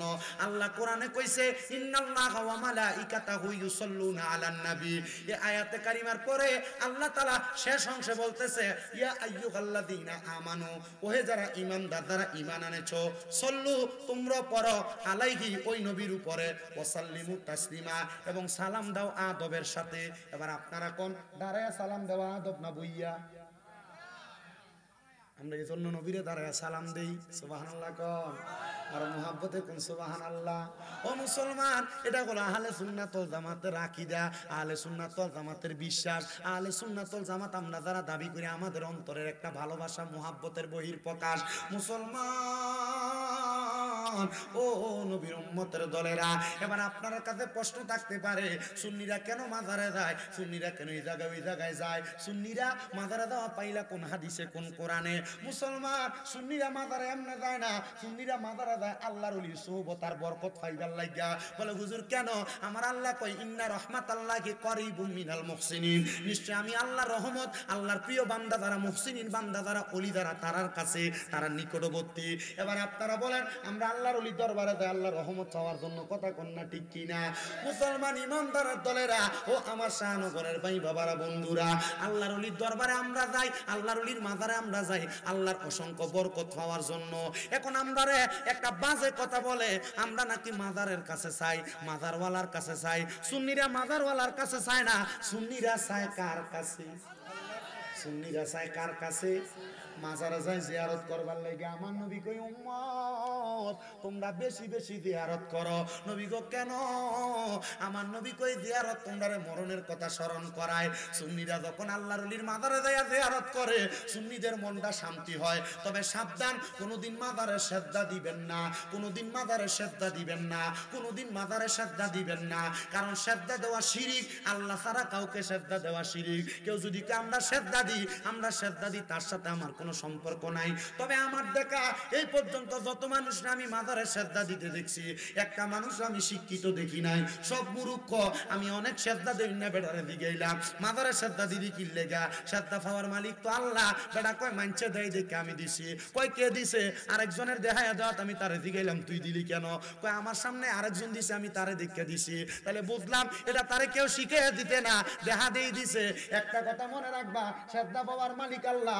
মাজারে যায় সেজদা দিবা না, মাজারে যাইবা আল্লাহর ওলি জিয়ারত করবা। ও বন্ধু, ও মুসলমান ইমানদারের দলেরা, আল্লাহর ওলির দরবার জিয়ারত করলে দেখবা মনটা শান্তি হয়, কলবটা শান্তি হয়। বলে হুজুর আমরা সমাজে তো নতুন ফতনা বাইর হয়ে গেছে, পীরের দরবারে যাওয়া যাবে না, মুর্শিদের কাছে যাওয়া যাবে না, এমন অনেক কথা আপনারে বলে।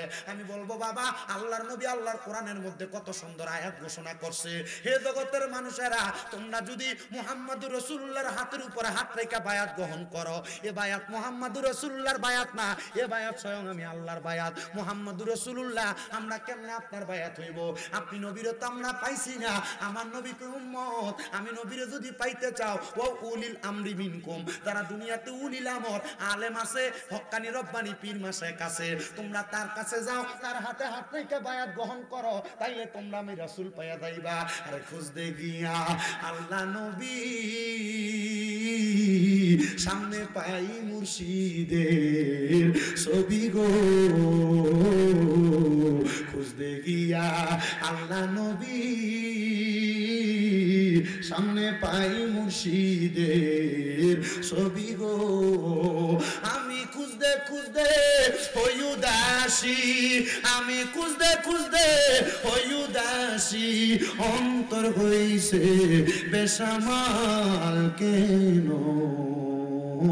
দূরে যাও দয়াল, প্রেম শিখাইয়া এই ববেতে রাখলা কেন আমায় দূরেতে? ও দয়াল, প্রেম শিখাইয়া এই ববেতে রাখলা কেন আমায় দূরেতে? ওরে রাখো যদি তোমার কাছে কথার আয়ার, হব না মুর্শিদ ছাইরো না। এবার বলেন, পথারা যদি না হইতে চায়, মুর্শিদ ধরার দরকার আছে না নাই? বলে হুজুর কেমনে মুর্শিদ ধরতাম?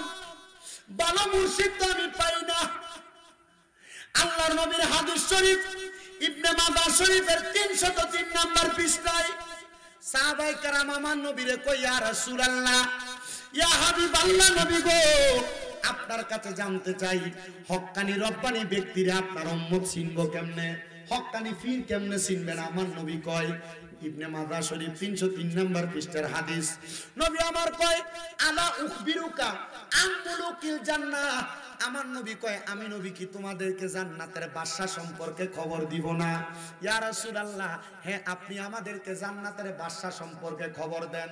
নবী কয় কলা খিয়ারিকুমুল্লাযিনা ইযা রুউ যুকিরাল্লাহু আযজা ওয়া জাল্লা, জান্নাতের বাদশা হইল তারা যাদের চেহারার দিকে চাইলে আল্লাহর কথা মনে হয়। হুজুর কার চেহারার দিকে চাইলে আল্লাহর কথা মনে হয়? এমন হক্কানি পীর, যে হক্কানি পীরের নামানি পীরের ঈমান আখলাকটা বড় সুন্দর, যেই পীরটারে দেখলে বোঝা যায় উনি নামাজ পড়ে, রোজা রাখে, উনি হজ যাকাত ইবাদত সবকিছু করে, ওই পীরের দিকে তাকাইলে তোমার আল্লাহর কথা মনে হইব। যদি তোমার পীরের দিকে তাকাইলে আল্লাহর কথা মনে না হয়, তাইলে তুমি ওই পীরের কাছে বায়াত হইও না। বলে কেন? কারণ আমার নবী কইছে হক্কানি পীরের দিকে চাইলে কার কথা মনে হইব?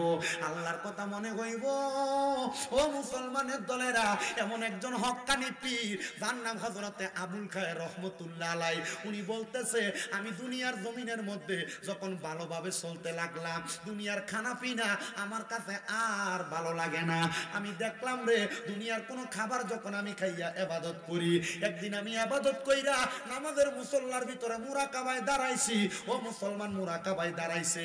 মুরাকাবা কেমনে করে ও মুসলমান তোমরা হয়তো অনেকে জানো না, জানাইয়া দিব আজকে। মুরাকাবাটা একটু কইরা দেখবা নিজের কলবের কি অবস্থা, নিজের জীবনের কি অবস্থা। হযরতে আবুল খায়ের রহমতুল্লাহ আলাইহি বলে, জগতের মানুষ, আমি একদিন এশারের নামাজ পড়া মুরাকাবার মধ্যে গেছি। মুরাকাবায় যাওয়ার পরে আমি দেখলাম রে আমার অনেক দিন পর্যন্ত নামাজ রোজা কোনো কিছু কবুল হয় না। আমি কান্না করতে লাগলাম আর আমার আল্লাহর কাছে বলতে লাগলাম, মাবুদ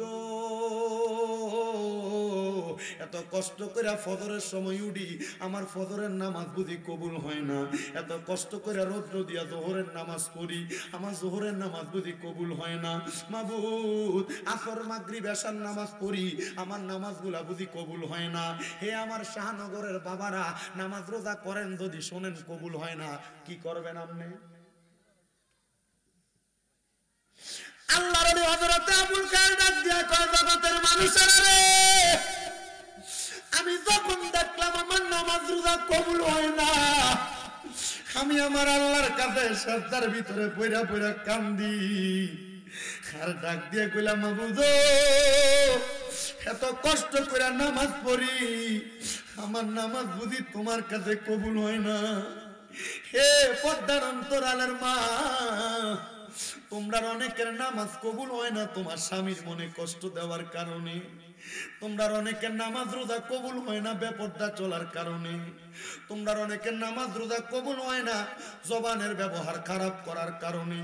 হে আমার যুবক ভাইরা, মুরব্বী বাবাজিরা রে শুনালো, তোমরা অনেকের নামাজ রোজা কবুল হয় না মা বাবার কলিজা আঘাত দেওয়ার কারণে। তোমরা অনেকের নামাজ রোজা কবুল হয় না মিথ্যা কথা বলার কারণে। তোমরা অনেকের নামাজ রোজা কবুল হয় না হারাম খাওয়ার কারণে। আল্লাহর ওলি ডাক দিয়া কই, আল্লাহ আমি তো হারামও খাই না, আমি তো মিথ্যাও বলি না। ও আল্লাহ এত কষ্ট করে নামাজ পড়ি, আমার নামাজ কেন কবুল হয় না? আমার আল্লাহ পক্ষ থেকে একটা গায়েবী আওয়াজ আসছে, রে আবুল খায়ের, হে আল্লাহর বান্দা, তুমি বলতেছো তুমি নামাজ পড়ো কিন্তু হালাল খাবার খাও। আবুল খায়ের জানো তুমি যেই খাবার আজকে এতদিন পর্যন্ত খাইতেছো, এই খাবারগুলোর মধ্যে অন্যের হক মিশ্রিত হওয়ার কারণে আজকে অনেক দিন পর্যন্ত তোমার ইবাদত আল্লাহর কাছে কবুল হয় না। আবুল খায়ের কয়, ওই দিন থেকে আমি খানা খাওয়া বন্ধ করে দিছি। কত মানুষ আমার জন্য খানা নিয়ে আসে কিন্তু আমি তার খানাগুলা খাই না। ও মুসলমান, এখানে সেখানে যত রকমের খানা দেখলে খাইয়া ফেলা যাবে না। বলে হুজুর কেন? কারণ এই খানার কারণে তোমার ইবাদত কবুল হবে না। ইবাদত কবুল হওয়ার মূল সত্য হলো হালাল হালাল খানা খাওয়া, এইজন সেইজন তোমারে চা খাওয়ায় তার চা খাও, এইজন সেইজন খানা খাওয়াও তার খানা খাও। আমরা হুজুররা সবচাইতে বিপদে, মানুষ দাওয়াত দিয়ে এই ঘরে ওই ঘরে খাওয়াই, হারাম করে দাওয়াত দেয়, সুদকুর ঘুষকুর দাওয়াত দেয়, পরের হক মাইরা খাওয়াই না দাওয়াত দেয়। আমরা মাঝে মাঝে চিন্তা করি, আমরার পিছনে যে মানুষ নামাজ পড়ে, মানুষের নামাজটি জানি হয়নি। আরে মানুষের নামাজ পড়ার কথা, তার নামাজ তো হইয়া যাইব, কিন্তু আমার নামাজটা জানি হয়নি। আমি কত মানুষকে বলি, ওয়াজ মাহফিলে বলি, আমরা হারাম টাকা দিয়ে খানা খাওয়াইও না। মুসলমান ইমানদার আবুল খায়েরকে আমি খানা বন্ধ করে দিলাম, কোনো মানুষের খানা খাই না। এবার আমি দেখতাছি আকাশ থেকে রিমঝিম রিমঝিম করে বৃষ্টি পড়তেছে। আমার কাছে আমার বলতে কিছু নাই, আমার কাছে আমার একটা সম্পদ ছিল, আমার নামাজের মুসল্লা। আমি আমার নামাজের মুসল্লাটা বৃষ্টির পানির মধ্যে ধুইলাম, ধোয়ার পরে বৃষ্টির পানিতে ভিজাইয়া বৃষ্টির পানি নামাজের মুসল্লার ভিতরে আটকাইলাম। যখন আমার ক্ষুধা লাগে, বৃষ্টির পানি চাইপা চাইপা আমি আবুল খায়ের খাই, কিন্তু 5 দিন পরে আমার বৃষ্টির পানি আমার নামাজের মুসল্লা থেকে শুকিয়ে গেছে, আর বৃষ্টি হয় না।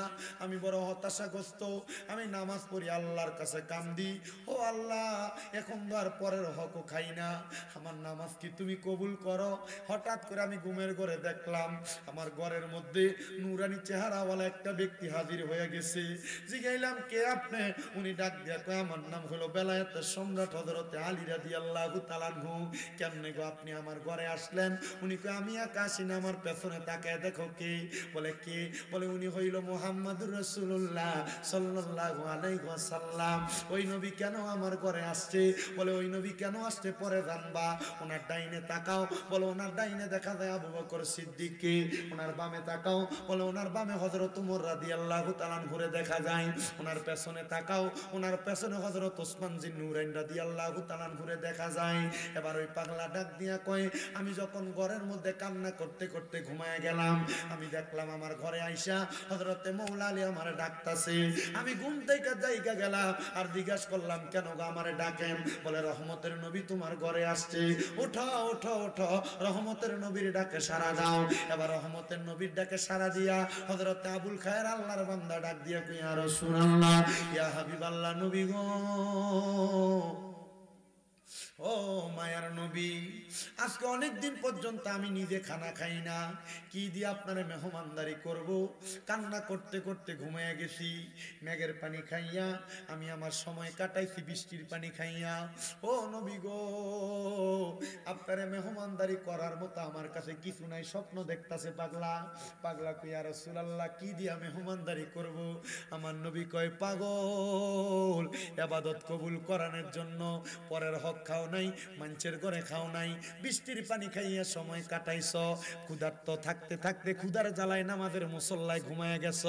আমার নবীজি আস্তিন মুবারক তাইকা আবুল খায়ের একটা রুটি বাহির করে দিছে, নে আবুল খায়ের, এই রুটিটা খাও, তোমার পেটের ক্ষুধা নিবারণ করো।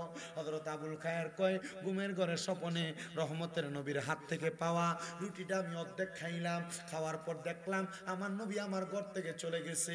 আর হঠাৎ করে আমার ঘুমটা ভাঙ্গা গেছে। ঘুমটা ভাঙ্গার পরে আমি হঠাৎ করে জাগ্রত হইয়া বুঝতে পারলাম এটা আমার স্বপ্নে ছিল, কিন্তু আমি আমার ডান হাতে তাকিয়ে দেখি অর্ধেক রুটি আমার হাতে রইয়া গেছে। তার মানে নূরের নবীর স্বপ্ন দেইকা নবী যেই রুটিটা তার হাতের ভিতরে দিছে, এটা স্বপ্নে যদিও দেখা থাকে, রহমতের নবী নিজে তার হাতে রুটি দিছে। আপনি যদি হালাল ভাবে চলার জন্য নবীর মুহাব্বত নিয়ে অন্তরে দুনিয়াতে চলতে পারেন, আল্লাহর কসম, ও দুনিয়ার মানুষ, আপনি টাকা পয়সার আশা করা লাগবে না, রহমতের নবীর দরবার থেকে আপনারা সহযোগিতা করা লাগবে। জবান খুলে জোরে জোরে বলেন সুবহানাল্লাহ। একজন প্রেমিক আসিল গো সোনার মদিনায়, একজন প্রেমিক আসিল, ওরে যার প্রেমেতে স্বয়ং আল্লাহ দুনিয়া বানায়, আইরে যার প্রেমেতে স্বয়ং আল্লাহ দুনিয়া বানায়, একজন প্রেমিক আসিল গো না, একজন প্রেমিক আসিল, ছিলেন আল্লাহ গোপনের গোপন, আরশ কুরসি করিলেন সৃজন,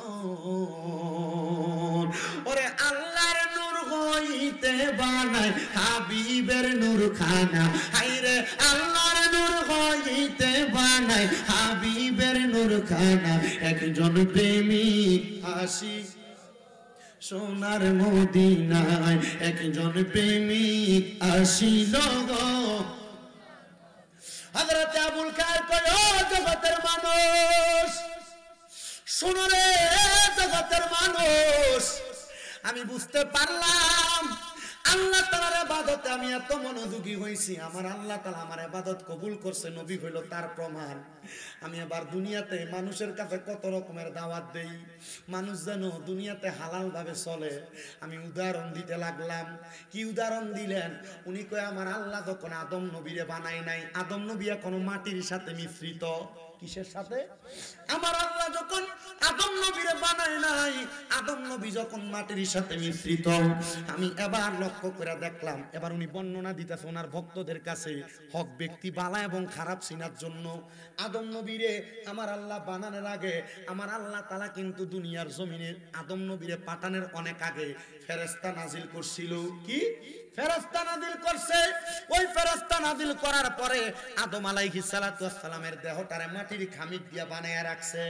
আমার আল্লাহ তাআলা এই টাইমে ফেরেশতারে সামনে ডাকলো ফেরেশতারে সামনে আসো তাকায়া দেখো আমার সামনে আমি আল্লাহর একটা খলিফা আছে আমি আল্লাহ তাআলা ওনারে দুনিয়ার জমিনের মধ্যে প্রেরণ করব আমার আল্লাহ তাআলা জগতের মধ্যে আদম নবীরে প্রেরণ করব আদম নবীর কাছে যখন ফেরেশতারা আসছে ওই ফেরেশতার মধ্যে একদল লানতপ্রাপ্ত ফেরেশতা ছিল যারা হইল শয়তানে পরিণত হয়ে গেছে কিসে শয়তানে পরিণত হয়ে গেছে ওই শয়তান আদম নবীরে দেইখা শয়তান মনে মনে চিন্তা করে কিরে আমার আল্লাহ তাআলা আমি শয়তান আদমরে সেজদা না করার কারণে আমার শয়তান বানায় দিছে এই আদমরে আমার আল্লাহ আল্লাহর বন্ধু বানায়া ফাটাইবো শয়তান রাগান্বিত হইয়া আদম নবীর গায়ের উপরে একটু থুতু নিক্ষেপ করছে ফু নাউযুবিল্লাহ কোন শয়তান কি করছে আদম নবীর মাটিওয়ালা যে দেহটা বানায়া রাখছে দেহের উপরে থুতু নিক্ষেপ করছে ওই থুতুটা বাতাসের সাথে লইরা আদম নবীর নাভি মুবারকের মধ্যে যায় পড়ছে আমার আল্লাহ ডাক দিয়া কয় জিবরাইল এই শয়তান এমনি তো অভিশপ্ত শয়তান তো দুনিয়ার জমিনে অভিশপ্ত শয়তান দেখছো কি কাম করছে হিংসা কইরা আমার বন্ধুর গায়ের উপরে শয়তান থুতু নিক্ষেপ করছে আমার আল্লাহ তাআলা হযরতে জিবরাইল রে বলে রে জিবরাইল আদম নবীর নাভি মুবারক তাইকা তুমি একটু মাটি নাও মাটিটা নিয়া এই মাটিটা দিয়া তুমি কুকুর বানাও কি বানাও কুকুর কোন মাটি দিয়া বানাইছে আদম আলাইহিস সালাতু ওয়াস সালামের নাভি মুবারক তাইকা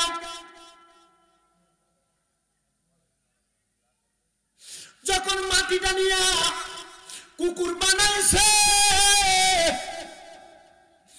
এবার আমার আল্লাহ কয় এ আদম নবীর ভিতরে নূরে মুহাম্মদী দাও আদম নবী জিন্দা হইছে শয়তান পালায়া গেছে আদম নবী আমার আল্লাহ তাআলার কুদরতি কদমের মধ্যে শ্রদ্ধা প্রদান করছে বন্ধুরে দেখবেন এই কুকুরের মাঝে তিনটা স্বভাব দেখা যায় কুকুর দেখবেন মানুষরে বড় ভালোবাসে কেন কারণ কুকুররে বানাইছে আদম নবীর দেহ থেকে মাটি নিয়া এই কুকুরের মাঝে আরেকটা স্বভাব আছে সামনে আরেকটা কুকুর আসলে হিংসা করে ঘাউ ঘাউ কইয়া লইয়া পড়ে এটার কারণ হইল ওই শয়তানের থুতুটা আদম নবীর শরীরের মধ্যে পড়ছিল ওই মাটিটা দিয়া কুকুররে আল্লাহ বানাইছে কুকুরের 3 নাম্বার স্বভাব কুকুর রাত্রবেলা জায়গা থাকে এটার কারণ হইল কুকুরের এই শরীরের ভিতরে জিবরাইলের হাতের পরশ লাগছে কারণ ফেরেশতারা ঘুমায় না কুকুর ঘুমায় না মানুষের পায়ের আওয়াজ পাইলে কুকুর চক্ষু খুলে তাকায়া থাকে যদিও কুকুরটা চক্ষুটারে খুইলা রাখে মুসলমান ওই কুকুরের মতো স্বভাব আমরা সমাজের মানুষেরা তাদের মাঝে নিয়ে রাখছে। মানুষে মানুষের দ্বন্দ্ব, মানুষে মানুষে মারামারি, মানুষে মানুষে কাটাকাটি, মানুষে মানুষে হানাহানি, মানুষের মাঝে হিংসা শত্রুতা। আল্লাহর কসম এই কুকুরের স্বভাব নিও না। যদি কুকুরের স্বভাবের মতো তুমি সমাজের মধ্যে চলাফেরা করো, জাহান্নামের আগুনের মধ্যে তোমার জ্বলা লাগবে, পুরা লাগবে। তাফসীরে রুহুল বয়ানের ৬০০ নম্বর পৃষ্ঠার ২ নম্বর জিলের মধ্যে সুন্দর করে বর্ণনাটা দেওয়া। আমি একটা সুন্দর ইসলামের বাস্তব কাহিনী কিতাব থেকে এই ঘটনাটা পড়ার পরে বুঝতে পারলাম, আমার আল্লাহ তাআলা দুনিয়ার জমিনের মধ্যে মানুষ যেমন বানাইছে, কুকুররেও তেমন বানাইছে। প্রত্যেকটা জাতিকে বানানোর পেছনে আমার আল্লাহ তাআলা কয়েকটা কার্যকারিতা রাখছে। এর মধ্যে একটা কার্যকারিতা, আল্লাহ তাআলা মানবকে বানায়া আমার আল্লাহ কয়, বান্দা ওমা খালাকতুল জিন্না ওয়াল ইনসা ইল্লা লিয়াবুদুন। এ বান্দা, মানব জাতি আর জিন জাতিকে আমি আল্লাহ তাআলা এমনি এমনি বানাই নাই। মানুষ জাতি, জিন জাতি, তোমরা আমার আল্লাহ তাআলার বেশি বেশি ইবাদত করো, কিন্তু আমরা মুসলমান ইবাদত করতে ভালো লাগে না। হে আমার এই আজকের এই বাজিতপুরের, দিলালপুরের, শাহনগরের যুব সমাজের ভাইয়েরা, যুব সংগঠনের ভাইয়েরা, এলাকার দাড়ি পাকা মুরব্বীরা, ইবাদত করতে কেন ভালো লাগে না? তোমার কি একটু মরণের ভয় হয় না? ওই কবরের আযাবের মধ্যে তোমার এমন শাস্তি দেওয়া হইব, আজরাইল যখন তোমার রূহ কবজ করব, একটা জীবিত বকরিকে চামড়াটা টাইনা টাইনা ছিললে তার যত কষ্ট হয়, আজরাইল যখন একটা মানুষের শরীর থেকে রূহটা টাইনা টাইনা নিয়ে যাইব, এত কষ্ট তোমার হইব। আল্লাহর দোহাই লাগে, আল্লাহ তাআলার একটু বেশি বেশি করে ইবাদত করো। দেখবা আমার আল্লাহ তাআলা তুমি বান্দাটারে দুনিয়া এবং আখিরাতের মধ্যে কামিয়াব বানাইবো। কিন্তু বান্দা, আল্লাহর ইবাদত করতে তোমার ভালো লাগে না। নামাজের মধ্যে দাঁড়াইলে তোমার নামাজের মধ্যে অস্বস্তি লাগে, নামাজের মধ্যে দাঁড়াইলে নামাজের মধ্যে তোমার মনোযোগ আসে না। পর্দার অন্তরালের অনেক মা বোনেরা, অনেক যুবকেরা মাঝে মাঝে ফোন করে, হুজুর গো, নামাজের মধ্যে যখন দাঁড়াই, আমি নামাজের মধ্যে দাঁড়াইলে আমার হঠাৎ করে দুনিয়ার কর্মকাণ্ডের কথা আমার মাথায় চলে আসে। এ যুবক, মরার কথা কি তোমার স্মরণ হয় না? একটা কথা মনে রাখো, রোম দেশের একজন যুবক দুনিয়ার জমিনে চলাফেরা করা অবস্থায় সে ব্যক্তির একটা কাজ ছিল, রোম এলাকার মধ্যে গুইরা গুইরা নেশা করতো। নেশা করতে করতে ওই যুবকটা একদিন মাতাল অবস্থায় রোমের একটা মসজিদের দরজার মধ্যে লম্বা হয়ে শুয়ে রয়েছে। যুবকের কাম কি ছিল? কথা বল না, নেশা খাওয়া। আমরা এলাকাত নাই বাবা, ইয়াবা, ফেন্সিডেল, গাঞ্জা খা। আমার কাছে মাঝে মাঝে বিচার দেয়, বাবা খা বেশি, বাবা খো। আমার কাছে একদিন মাঝে মাঝে মানছে বিচার দেয়, হুজুর ফুতে বলে বাবা খা। আমার তো কোনোদিন খাইলো না। আমি কইছি আসা, হে বাবা, হে বাবা না, এই কথা কয় না। মুসলমান ইমানদার, নেশা যারা করো শুই না, আল্লাহর নবী কয় নেশা করার সময় তার ঈমান থাকে না, তার ঈমান তার কাছ থেকে চইলা যায়। হে আমার এই বাজিতপুরের যুবক, হে আমার বাজিতপুরের মুরব্বী বাবারা, যারা নেশা করো, পারলে দাও তোমার হাত আমার সামনে দাও, পাও আমার সামনে দাও। আমি তোমার পায়ে দইরা বলি, নেশার দিকে তুমি তোমার কদম বাড়াইও না। এই নেশা করদের জন্য শাস্তি হইল আমার আল্লাহ তাআলা তাদেরকে লাঞ্ছনাদায়ক, আযাবুন শাদীদ, যন্ত্রণাদায়ক শাস্তি দিবে। ওই যুবকটা রোমের বড় মসজিদের সামনে দাঁড়াইয়া যখন সেই ব্যক্তি নেশা কইরা মসজিদের সামনে লম্বা লম্বি হয়ে দাঁড়ায় আছে, রোমের বড় মসজিদের ইমাম কয়, ফজরের নামাজ আমি পড়তে আসলাম, আসার পর দেখলাম এই ছেলেটা নেশা কইরা মসজিদের দরজার মধ্যে শুয়ে রইল। তারা জিগাইলাম, এর যুবক, নেশা কেন করলা? তুমি কি জানো না আল্লাহর কোরআন রাসূলের হাদিস নেশা করাকে হারাম বলছে? এই আমার শাহনগরের যুবকেরা, যারা ইয়াবা সেবন করে, যারা মদ সেবন করে, যারা গাঁজা সেবন করে, এই তাদেরকে আমি বলে দিয়ে যাই, এই নেশার কারণে আল্লাহ তাআলার কঠিন শাস্তি তুমি সহ্য করতে পারবা না। ওই রোম দেশের মসজিদের ইমাম ডাক দিয়া কয়, আমি ওই যুবকটারে উঠাইলাম, উঠা তারা আমার ঘরের মধ্যে নিয়ে শোয়াইলাম। এলাকার সব মানুষ আমার বিরোধিতা করে, করে কিরে তাকে দেখো একজন নেশাখোর আমরা মসজিদের ইমাম তার ঘরের মধ্যে নিয়ে রাখতেছে। কারণ কি ইমাম সাহেব আপনার কাছে আমরা জানতে চাই আপনি কেন একটা নেশাখোরের জায়গা দিলেন? উনি বলে আমি চেষ্টা করব তাদেরকে হিদিনাস সিরাতাল মুস্তাকিম হেদায়েতের পথে আনার জন্য। এবার উনি ডাক দিয়ে কয় এ যুবক ভাই তুমি কেন নেশা করো, নেশা করার কারণ বলো। যখন তার হুঁশ ফিরল সে ডাক দিয়ে কয় হুজুর আমার জন্মের আগে আমার আব্বা জান মারা গেছে, জন্মের পরে আমার আম্মা জান মারা গেছে, আমার চাচা এবং আমার জেঠা আমার ফুফু আমার আত্মীয় স্বজন অনেকে আছে, কিন্তু তারা আমারে ঠিক তেমন ভাবে মানুষ করে নাই যেমন ভাবে মানুষ হইলে আমি নেশা করব না।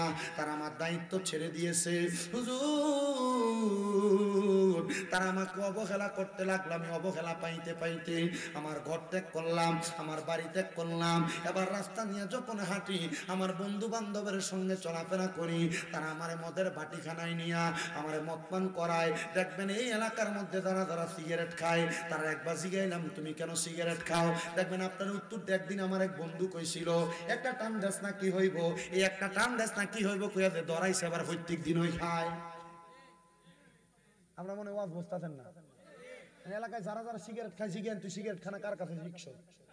এক কবিতা আমার এক বন্ধু একবার কইছিল একটা টান দে কি হইব, এই একটা টান কি হইব তাকে প্রত্যেক দিন।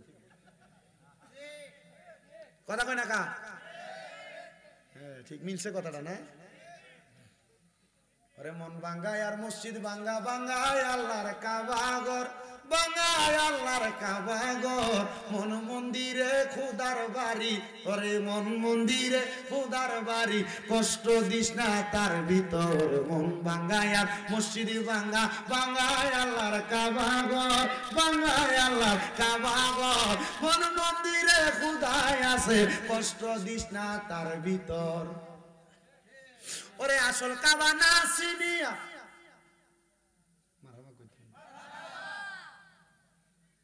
কি মোহাব্বতের সামনে না আমি অনকারা কইতাম পারি না, ওই আমি কইলে আমার বাউল শিল্পী আমি কইলে গেছি বিপদ কি হ্যাঁ। ওরে আসলে কাবা না চিনিলে সাজদা দিবা কাহার মাঝে, আসলে কাবা না চিনিলে সাজদা দিবা কাহার মাঝে। মারহাবা কন্যা বাবা, এটি তো ভালো জিনিস কিন্তু এটার ভিতরে তো মোহাব্বত আছে, মানুষ এটা মোহাব্বত না বুঝলে তো কিছু করার নাই। আল্লাহ বোঝার তৌফিক দান করুক, আমিন জোরে কোন। বাবার এই শানগুলা পরে রাখি, আগে আপনাদেরকে ওয়াজটা বোঝাতে দেওয়ার চেষ্টা করি। মুসলমান ইমানদারেরা গভীর মনোযোগ দিবেন, গভীর মনোযোগ দিবেন। ওই নেশা করছে এটাকে প্রশ্ন করেছে তোমারে কে নেশা কর বানাইছে? বলে আমার মা মারা যাওয়ার পরে, বাবা মারা যাওয়ার পরে আমার বন্ধু বান্ধবের থাকে তাইকে আমি নেশা করতেছি। এ যুবক নেশা যে করো তুমি কি আমার সাথে একটু আমার সময় দিবা? বলে তোমার সময় দেওয়ার মতো সময় আমার কাছে নাই, একটু সময় দাও। তোমার মা যে মারা গেছে, বাবা যে মারা গেছে, মা বাবা কবরে কেমন আছে তুমি কি খবরটা জানো? যুবক কয় না, আমার চোখের সামনে কত মানুষ মারে মা কইয়া ডাকে, বাপরে বাপ কইয়া ডাকে, আমার মনটা চায় আমি আমার মা বাপরে দেখতাম। হুজুর আপনি কেমন মানুষ, আপনি কি আমার মা বাপরে দেখাইতে পারবেননি? এবার বলেন আল্লাহর ওলিরা চাইলে মুরাকাবার মাধ্যমে মৃত মানুষকে দেখাইতে পারে কি পারে না? ও বন্ধুরে, ও নবীর উম্মতের দল আশিক রাসূল ভাই বাবারা গভীর মনোযোগ দিয়া শুনুন রে বাবারা। যুবক কয় হুজুর তাহলে আপনারে আমি 24 ঘন্টা সময় দিলাম, আপনি আমারে আমার মা বাপরে দেখান। ওই ছেলেটা ডাক দিয়া কয় আমি আবার যখন রোমের মসজিদের ইমাম সাহেবের কাছে আবদারটা করলাম, ইমাম সাহেব কয় বাবা আমার কাছে যদি তুমি তোমার মারে দেখার জন্য চেষ্টা করো তাহলে এখন তুমি নেশা করা ছাড়া লাগবো। পোলা কয় যে মা বাপরে আমি আমার জন্মের আগ থেকে হারাইলাম, যে বাপরে যে মারে জন্মের পরে হারাইলাম, ওই মারে বাপরে দেখার জন্য আমি নেশা ছাড়তে রাজি হুজুর একদিনের জন্য। কয় ঠিক আছে একদিনের জন্য আমার কাছে আমি তোমার কদমে হাতটা রাইখা বলি এই ডিসেম্বর মাসের 19 এবং 20 তারিখ 21 তারিখ দাওয়াত ইসলামীর উদ্যোগে ঢাকাতে আশিয়ান সিটি মারহাবা কন্যা ঢাকা আসিয়ান সিটিতে এই ডিসেম্বর মাসের 19 তারিখ, 20 তারিখ, 21 তারিখ বৃহস্পতি, শুক্র এবং শনিবার দাওয়াত ইসলামের উদ্যোগে সুন্নি একটা ইজতেমা হইব ঢাকা আসিয়ান সিটি হজ ক্যাম্পের পাশে। একটা দিন, দুইটা দিন, তিনটা দিনের লাগে ওই ইজতেমাটার মধ্যে যাইবা। বলে হুজুর কি লাগা? সেখানে গেলে তুমি তোমার জীবনের পরিবর্তন বুঝবা। গান বাজনা বহুত করছো, অসুবিধা নাই, তিনটা দিনের লেগে যাইবা। নাচ বাজনা অসুখ করেছো, তিনটা দিনের লেগে যাইবা। তোমাদের করিমগঞ্জ থেকে নাকি বাস ছাড়বো, কিশোরগঞ্জ থেকে বাস ছাড়বো, মাংনা লইয়া যাইবো, একটু যাইবা। বলে হুজুর কেন? কারণটা কি? এখানে গেলে নবীর প্রেম শিখবা, নামাজ শিখবা, রোজা শিখবা। যুবক কয় মা বাপরে দেখার লাগে একদিন আমি নষ্ট করতে পারি। এটা নষ্ট না, নষ্ট না, এটা হইলো আমার আল্লাহরে দেওয়ার জন্য একটা নির্দিষ্ট সময়। যুবকটা কয় ওই দিন আমি আর নেশা করলাম না, ফজরের নামাজের সময় আমি হুজুরের কাছে আইলাম, আমার ফজর পড়াইছে, জোহর পড়াইছে, কিন্তু কোনো কিছু কয় না। আসর পড়াইছে, কোনো কিছু কয় না। মাগরিব পড়াইছে, কোনো কিছু কয় না। এশা পড়াইছে, কোনো কিছু কয় না। এশার নামাজটা পড়াইয়া হুজুর আমারে হাতে নিয়া হাঁটতে হাঁটতে পাহাড়ের গুহার দিকে যাইতেছে। আমি কই কি রে, সারাদিন তো কিছু বললো না, এখন কেন পাহাড়ের গুহার মধ্যে নিয়ে যায়? বুঝতে পারলাম মনে হয় এই জায়গায় মনে কোনো ঘটনা আছে। আল্লাহর ওলি ডাক দিয়া কই আমি বড় চিন্তায় পড়ে গেলাম, আবেগের বশত তো বললাম তারা আমি তার মা বাপরে দেখাইমু। এবার আমি চিন্তা করতে লাগলাম কেমনে আমি তার মা বাপরে দেখামু। মা বাপ তো মইরা গেছে গা। ও মুসলমান, মাঝে মাঝে মা বাপরে স্বপ্ন দেখো। কি লেগে স্বপ্ন দেখো একবার তো চিন্তা করো না। যদি দেখো মা স্বপ্নে দেখা দিছে, বাপ স্বপ্নে দেখা দিছে, দাদা স্বপ্নে দেখা দিছে, দাদি স্বপ্নে দেখা দিছে, বুঝবা তারা কবরের মধ্যে বড় বিপদে আছে।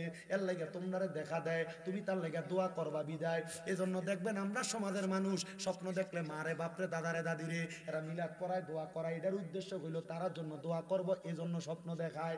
মুসলমান কষ্ট হয়নি আপনার? আর আল্লাহর ওলি কয় আমি তারে নিয়ে যাইতে লাগলাম ওই পাহাড়ের গুহার মধ্যে। গুহার মধ্যে যাইয়া আমি নামাজের নিয়ত করলাম 2 রাকাত। কয় রাকাত? 2 রাকাত নামাজের নিয়ত করলাম। 2 রাকাত নামাজের নিয়ত কইরা আল্লাহু আকবার কইয়া দাঁড়াইলাম। আল্লাহু আকবার কইয়া দাঁড়ানোর সাথে সাথে আমি নামাজের মধ্যে কেরাত করতে লাগলাম। সূরা ফাতিহা পড়লাম। সূরা ফাতিহার সাথে বড় একটা সূরা পড়লাম। ওই যুবক আমার সাথে নামাজ পড়ে। আমি সূরা ফাতিহা পড়া প্রথম রাকাত শেষ করলাম, দ্বিতীয় রাকাত পড়লাম, সূরা ফাতিহা পড়লাম। ফাতিহার পরে 3 বার সূরা ইখলাস পড়লাম। আমি আবার দ্বিতীয় রাকাত পড়লাম, শেষ করলাম। সালামটা ফিরাইয়া আমি সিজদা দিলাম। আমি সিজদা থেকে মাথা উঠাই না। ওই যুবকটা বলতেছে আমি দেখলাম উনি আর সেজদা থেকে মাথা উঠায় না। কিরে কেন মাথা উঠায় না? না উঠানোর কারণটা কি? বলে মাথা না উঠানোর কারণ হইল উনি এখন আর মাথা উঠায় না। আল্লাহর ওলি গো কেন আপনি মাথা উঠান না? আল্লাহর ওলিকে আমি চিন্তা করতে লাগলাম, তার লগে যে ওয়াদা করলাম তার মা বাপরে দেখাইমু, এখন তো আমি আর তার মা বাপরে দেখাইতে পারতেছি না। হঠাৎ করে সেজদার মধ্যে যাওয়ার পর আমার মাথায় একটা বুদ্ধি আইয়া পড়ছে। আল্লাহর ওলি বলে বুদ্ধিটা হইল আল্লাহর কোরআনের একটা আয়াত। কি বুদ্ধিটা হইল? আল্লাহর কোরআনের একটা আয়াত। ওই আয়াতটা হইল ওয়া মিনাল লাইলি ফাতাহাজ্জাদ বিহি নাফিলাতান লাকা আসা আইয়াবআসাকা রাব্বুকা মাকামান মাহমুদা। জবান করে ধরে পড়েন আল্লাহু আকবার। আয়াতটা মনে হইছে, আমি আয়াতটা মনে কইরা আমি এবার ওই যুবকরে বললাম, যুবক তাহাজ্জুদের নামাজ পড়ো। যুবক কই হুজুর আল্লাহর দোহাই কোনদিন তো নামাজ হই পড়ছি না, তাহাজ্জুদ পড়াম কেমনে? আল্লাহর ওলি একটা ডাক দিয়া কয় যুবক আমি প্রথম যেমনে 2 রাকাত নামাজ পড়ছি তাহাজ্জুদ পড়ে এমনে। উনি কই আমি তাহাজ্জুদ নামাজটা তারে পড়াইছি। মা বোনেরা মনোযোগ তো, তার ফেটে সন্তান আসে না, সংসারে বরকত হয় না, কামাই রুজির মধ্যে বরকত হয় না। তাহাজ্জুদের নামাজ পড়বা দেখবা ফেটে সন্তান আইব, তোমার স্বামীর কামাই রুজির বরকত হইব, রোগ বালা মুসিবত দূর হইব। মা গো মা, ওই তাহাজ্জুদ নামাজটা এমনে পড়ে সূরা ফাতিহা প্রথম রাকাতে লগে একটা সূরা মিলাইবা, দ্বিতীয় রাকাতে সূরা ফাতিহা, দ্বিতীয় রাকাতে সূরা ফাতিহার লগে 3 বার সূরা ইখলাস করে 2 রাকাত, এমন ভাবে 4 রাকাত, এমন ভাবে 8 রাকাত, এমন ভাবে 12 রাকাত, যত বেশি পড়তে পারো দেখবা তাহাজ্জুদের বরকতে আল্লাহ সব দিব। বলে হুজুর কেমনে? মা আয়েশা সিদ্দিকা হাদিস বর্ণনা করে যখন এই আয়াত নাযিল হইছে, আয়াতের মানে হইল নবী আপনি রাতের কিছু অংশে তাহাজ্জুদের নামাজ পড়েন, অতি সত্বর আপনারে মাকামে মাহমুদ প্রশংসার দরজা দেওয়া হবে। আম্মা জান আয়েশা ডাক দিয়া কই জগতের মানুষ, আমি তাহাজ্জুদের নামাজটা যখন পড়তে দেখলাম দেখলাম আমার নবীরে, আমি দেখছি আমার নবী লম্বা লম্বা সেজদা দিতেছে। নবীজি কোনোদিন এত লম্বা লম্বা সেজদা দিছে না। আমার নবী যখন নামাজ শেষ করছে, আমি আমার দয়াল নবী রহমাতুল্লিল আলামিন নবীরে দিগাইলাম, ইয়া রাসূলুল্লাহ, ইয়া হাবিবাল্লাহ নবী গো, এত লম্বা সেজদা তো কোনোদিন আপনারে আমি দিতে দেখলাম না, আজকে লম্বা সেজদা দিছেন। আমার নবী মা আয়েশার দিকে যখন তাকাইছে, মা আয়েশা একটা ডাক দিয়া কয়, জগতের মানুষ, আমি তাকায়া দেখলাম আমার নবীজির চোখ মুবারক গুলা ফুইলা গেছে। কারণটা হইলো আমার নবীজি কান্না করতে সেজদার ভিতরে যাইয়া। মা আয়েশা ডাক দিয়া কয়, নবী গো, ও দয়াল নবী গো, আমার আল্লাহ না আপনারা জান্নাতের মালিক বানাইতে, নবী গো আপনি কেন নামাজের সেজদার ভিতরে যাইয়া কান্দেন? আমার নবী কই, আয়েশা, ও আয়েশা, আমার আল্লাহ কইছে আমি নবী যদি তাহাজ্জুদের নামাজ পড়ি আমারে মাকামে মাহমুদ দিব। আমি আল্লাহর কাছে কান্তাছি, আল্লাহ আমার উম্মত তো আমি নবীরে ভালোবাসে, আমার উম্মত যদি তাহাজ্জুদের নামাজ পড়ে আপনি আমার উম্মতরে কি দিবেন? আমার আয়েশা কই, নবী গো আমার আল্লাহ আপনারে কি বলছে? নবী কয়, আয়েশা আমার আল্লাহ খবর দিছে আমার উম্মত যদি তাহাজ্জুদের নামাজ পড়ে আমার আল্লাহর কাছে যা চাইবো আমার আল্লাহ তা দিব। আমার দাড়ি পাকা মুরব্বি বাবা, জীবনে গুনাহ তো অনেক করছো, তোমার রাত্র 2টা-3টার দিকে ঘুমটা ভাঙ্গা যায় আর তোমার চোখ লাগে না, সময়টা ব্যয় কইরো না, ওযুটা কইরা ঘরের ভিতরে তাহাজ্জুদ নামাজ পড়ো। হে মা বোনেরা, তোমার ঘরের ভিতরে বরকত নাই, আল্লাহর দোহাই লাগে তাহাজ্জুদ নামাজ পড়ো। তোমার গর্ভে সন্তান হয় না, কত ডাক্তার কবিরাজ দেখাইছো, আল্লাহর দোহাই তাহাজ্জুদ নামাজ পড়ো। হে যুবক ভাইয়েরা, বিদেশ যাওয়ার কত চেষ্টা করো, যাইতে পারো না, মেডিকেলে আসে না, তাহাজ্জুদ নামাজ পড়ো। হে ব্যবসায়ীরা, ব্যবসার মধ্যে লস খাইতাছো, তাহাজ্জুদের নামাজ পড়ো। এ চাকরিওয়ালারা, চাকরি করে টাকাতে বরকত পায় না, তাহাজ্জুদের নামাজ পড়ো। দেখবারে আমার আল্লাহর গোপন ভান্ডারের কত ধন সম্পদ আমার আল্লাহ তাআলা অবাক ভাবে তোমারে দিয়া দিছে, কিন্তু এখানে তো অনেক মানুষ আছে 5 ওয়াক্ত নামাজ ওই পড়ে না, তাহাজ্জুদের নামাজ কেমনে পড়বো?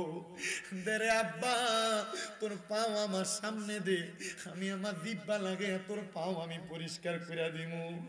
দেরে মা, তোর পাও আমার সামনে দে, আমি আমার জিহ্বা লাগে তোর পাও পরিষ্কার করে দিমু। তবুও 5 ওয়াক্ত নামাজ তারিফ না, আল্লাহর কাছ থেকে যদি অসংখ্য বরকত কামনা করো, তাহাজ্জুদের নামাজ পড়ো, দেখবা আমার আল্লাহ তাআলা অসংখ্য রহমত আর অসংখ্য বরকত দিব। ওই ছেলে ডাক দিয়া কয়, আমি তাহাজ্জুদের নামাজ পড়া সেজদার ভিতরে যায়া যায়া কান্তাছি, আমি সেজদার ভিতরে যায়া দেখি আমি সেজদা অবস্থায় আমার ঘরটার ভিতরে কোন জায়গা থেকে জানি একটা নূরের আলো জ্বলজ্বলাইতাছে। আমি মাথাটা উঠে দেখি আমার সামনে একটা পুরুষ আর একটা মহিলা দাঁড়াইয়া রইছে। আমি জিজ্ঞাসা করলাম, কেডা গো আপনারা? আমার ডাক দিয়া কই, পুত্রে আমি বাপরে চিনোস না? আমার মারে জিগাইলাম, কেডা গো আপনি? আমার মা কই, পুত্রে আমারে বুঝি তুই চিনোস না? আমি তোর মা, জন্ম দেওয়ার 4-5 মাস পরে আমি ইন্তেকাল করছি, মইরা গেছি। আমি মারে দেখবার লাগে তুই এত পাগল যে নেশা না করলে তোর ঘুম আসতো না। আজকে আমি মারে দেখবার লাগে তুই নেশা ছাইরা দিয়া পাহাড়ের গুহার ভিতরে আইয়া তাহাজ্জুদ নামাজ পড়া পড়া কান্দস। বাপ ডাক দিয়া কই, পুত্রে আমি আব্বারে চিনো না? আমি আব্বারে দেখবার লাগে তাহাজ্জুদের মুসল্লার ভিতরে কান্দস। এ ফুত, আমি হইলাম তোর মা বাবা। কি গো মা, কি গো আব্বা, আপনারা কি কবরে ভালো আছেননি? আমি জানি দুনিয়াতে সন্তান অন্যায় করলে আল্লাহ তাআলা মা বাপের কবরে কবরের ভিতরে আযাব দেয়। মা আমি তো নেশা করছি, আমি তো মদ খাইছি, আমার কবরের ভিতরে, আপনার কবরের ভিতরে আল্লাহ আযাব দিছিনি। মা বাপ ডাক দিয়া কই পুত্রে আমার আল্লাহ তাআলা আজকে ফজর পর্যন্ত আমরার কবরের ভিতরে আযাব দিছিল, তুই ফুট যখন আমরা মা বাপরে দেখবার লাগা নিয়ত করছো, আমার আল্লাহ তাআলা আমরার কবরের আযাবটা মাফ করে দিছে। আমার আল্লাহ শুধু কবরের আযাব মাফ করছে না, আমরা মা বাপরে জান্নাতের ভিতরে ঢুকিয়ে দিছে। পুত্রে স্বপ্নের ভিতরে বইলা দিয়া যায় আর কোনোদিন নেশা তোর মুখে নিস না, তুই যখন নেশা করস রে আমরা মা বাপরে আল্লাহ তাআলা জাহান্নামের আগুনে জ্বালায়।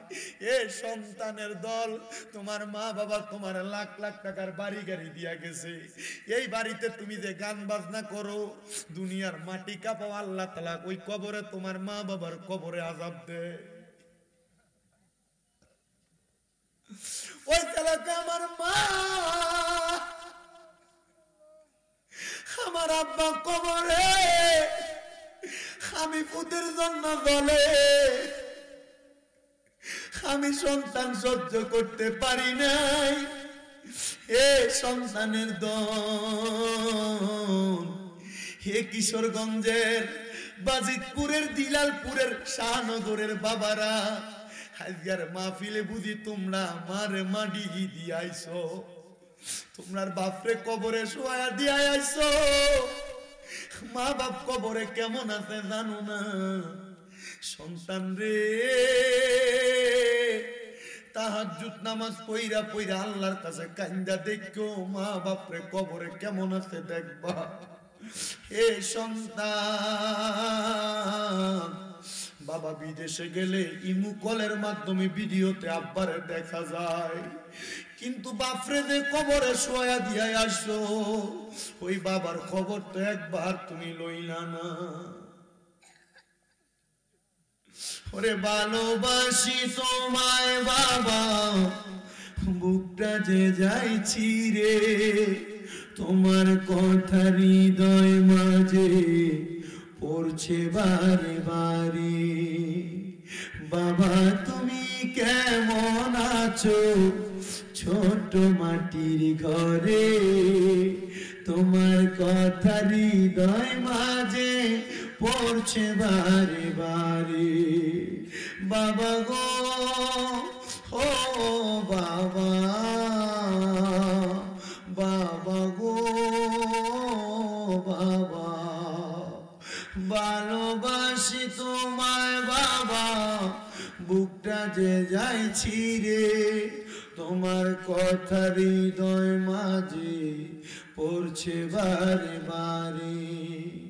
ওরে দরজাটা খুলতে খেয়ে যাই ধোকা, বাবা বুঝি বলছে এলে নাকি খোকা, বুকের ভিতরটা লড়ে চড়ে ওঠে, সবাই আছে শুধু বাবা নেই, শুধু বাবা নেই।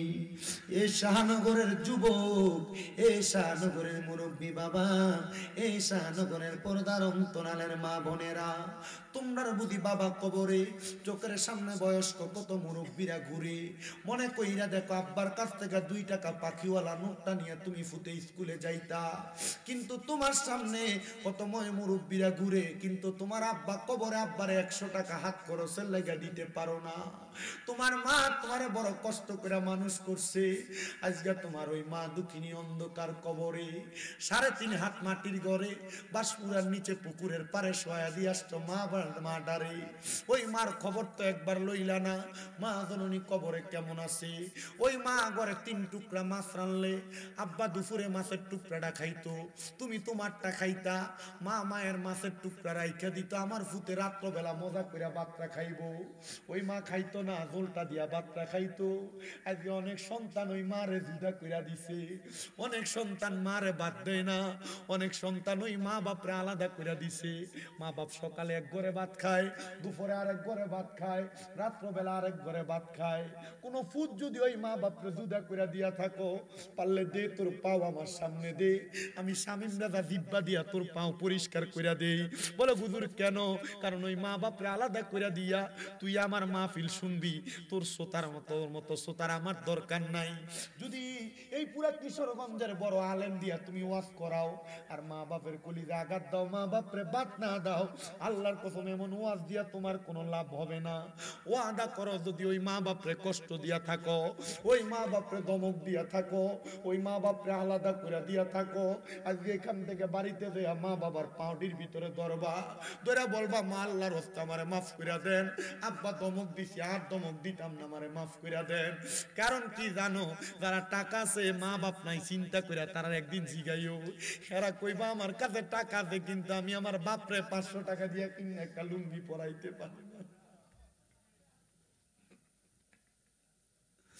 মাসিরা লুঙ্গিটা পরছে রে, মাসিরা কাপড়টা পরছে, ওই মা কাপড় রাস্তা থেকে 5 টাকা কইলা তুমি পুতরে দিছে, আজকে তোমার কাছে লাখ লাখ টাকা, ওই মা রে 500 টাকা দিয়ে কিনে একটা কাপড় পরাইতে পারো না, ওই মা কবরে শুয়া রইছে। এই সন্তান টাকা পয়সা দিয়া কি করবা যদি তুমি ওই রত্নগুলা বাইতা থাকতে যত্ন না করো? আল্লাহর দোহাই লাগে, ওই মা বাপ বাচ্চা থাকলে বাড়িতে যাইয়া মা বাবার পাউডি ধইরা কইবা মা ও বাপ আমারে মাফ কইরা দেন। ওই মা বাপ মাফ না করলে আল্লাহ তোমারে মাফ করতো না। আল্লাহর নবী কয় সাকাতুর রব্বি ফি সাকাতিল ওয়ালিদাইন, আম্মা আব্বার অসন্তুষ্টিতে আমি আল্লাহর রাগান্বিত হইয়া যাই। আল্লাহর রাগান্বিত হইলে ময়দানে মাশরে ধরা খাইয়া যাইবা। ওই আম্মা আব্বা যতক্ষণ না বলতে মাফ কইরা দিছি ততক্ষণ পর্যন্ত তুমি তোমার মা বাপের পাও চাইরো না। আজকের এই বাজিতপুরের দিলালপুরের শাহনগরের মাহফিল কবুল হইব কি হইব না এটার গ্যারান্টি কেউ দিতে পারবে না। আমি শামীম দাদা একটা গ্যারান্টি দিয়া যাই, আগামী কালকে যখন দেখবা এলাকার মুরব্বীরা দোকানে বইসা কয় হ্যাঁ শামীম দাদার ওয়াজ শুই না, আমার ফুতে বাড়ির যে আমার পায়ে ধরে মাপ চাইছে, তখন মনে করবা মাহফিল সফল হয়ে গেছে। অনেকে চিন্তা করে হুজুর আমি তো আমার মা বাপের লগে কোনো অন্যায় করছি না, আমিও কি মাপ চাইতাম? আমি বলবো সন্তান রে আম্মা আব্বার পায়ে ধরলে সন্তানের দাম কমে না, ইজ্জত কমে না। মা বাপের পায়ের কাছে শুরু হইবা, সমস্ত জগতের কাছে আল্লাহ তোমারে বড় বানাইবো। আমার তো তত এলেম নাই, মাত্র কুমিল্লা আলিয়ায় কামেল প্রথম বর্ষে পড়ি, কুমিল্লা ভার্সিটিতে বাংলায় ফাইনাল ইয়ারে পড়তেছি অনার্সে। আমার এলেম দিয়া কথা কই না, আমি ক্লাস 6-7 থাকতে মা বাপের পায়ে রাত্রবেলা সুমা দিছি ওয়াজে শুইনা। আমার আল্লাহ এত সম্মান দিছে, আপনারা দোয়ায় কুমিল্লা আমার 6টা মাদ্রাসা চলে। ও বন্ধু এটা আমার এলেম দিয়া না, আমার মা বাবার কদমে সুমা দেওয়ার কারণে। ওই মা বাবার কাছে মাপ চাইবা, যদি কোনোদিন মনে কষ্ট দিয়া থাকো আজকে মাপটা চাইয়া লাইবা। অনেকে চিন্তা করে হুজুর যারার বাড়িতে বাপ আছে তারা বাড়ির যে বাপের পায়ে ধরবো, আমার তো বাপ নাই আমি কার পায়ে ধরে মাপ চামু? হুজুর যারা আব্বা আম্মা আছে তারা বাড়ির যে মার পায়ে ধরে মাপ চাইবো, আমার তো মা নাই আমি কার পায়ে ধরে মাপ চাইবো? এ সন্তান একটু পরে মুনাজাত হবে, আল্লাহর দরবারে দোয়া করা হবে। রব্বির হামহুমা কামা রব্বায়ানি সগীরা বইলা চোখের মনি কোঠার মধ্যে একটা মাছির মাথা পরিমাণ পানি চাইরা। কোন সন্তান যদি কান্দে ওই পানি মাটিতে পড়ার আগে আমার আল্লাহ ওই সন্তানের মা বাবার জীবনের গুনাহ মাফ করে দেয়। মুনাজাত হবে, কানবা, আল্লাহ তোমার মা বাবার কবরের আযাব মাফ করে দিবে। ওরে সারে 3 হাত গর্তে ফেলে কেমন করে আইলা চলে, তোমার বাড়ি আইতে দেরি হইলে যে মা ঘুমাইতো না, ওই কবর দেশে মায়ের পাশে একটু রইলি না। মাটি দিয়া যাইছো, বাপ মা কবরে কেমন আছে একবারও তো জানলা না। কেমন আছেন বাবা মনি, কেমন আছেন মা জননী, একবারও তো খবর লইলি না। ওই মা বাবারে কষ্ট দিয়া দুনিয়াতে দিন কাটাইয়া শান্তি তুমি কখনো পাইবা না রে। কবর দেশের খবর লইলি না। এই শাহনগরের যুবক ভাইরা, দুনিয়াতে নামাজ পড়বা, রোজা রাখবা, হজ যাকাত দান সদকা, পীরের কাছে যাইবা, মুর্শিদের কাছে যাইবা, সব করবা। আগে নিজের ঘর মা বাপটারে ঠিক রাখবা। আল্লাহ যেন ওই মা বাবার মোহাব্বত আম্মা আব্বার জন্য খাস করে দোয়া করার তৌফিক আপনারে দেয়। আর আল্লাহ যেন রহমতের নবীর উসিলায় আপনার আম্মা আব্বার কবরটারে জান্নাতের বাগান বানাই। আসলেন নবী এই দরাতে রহমত বরকত নিয়ে। আসেন সবাই সালাম দেই ওই নবীর তাজিমে ইয়া নবী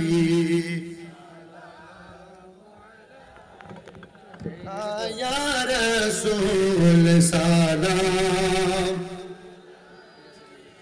ইয়া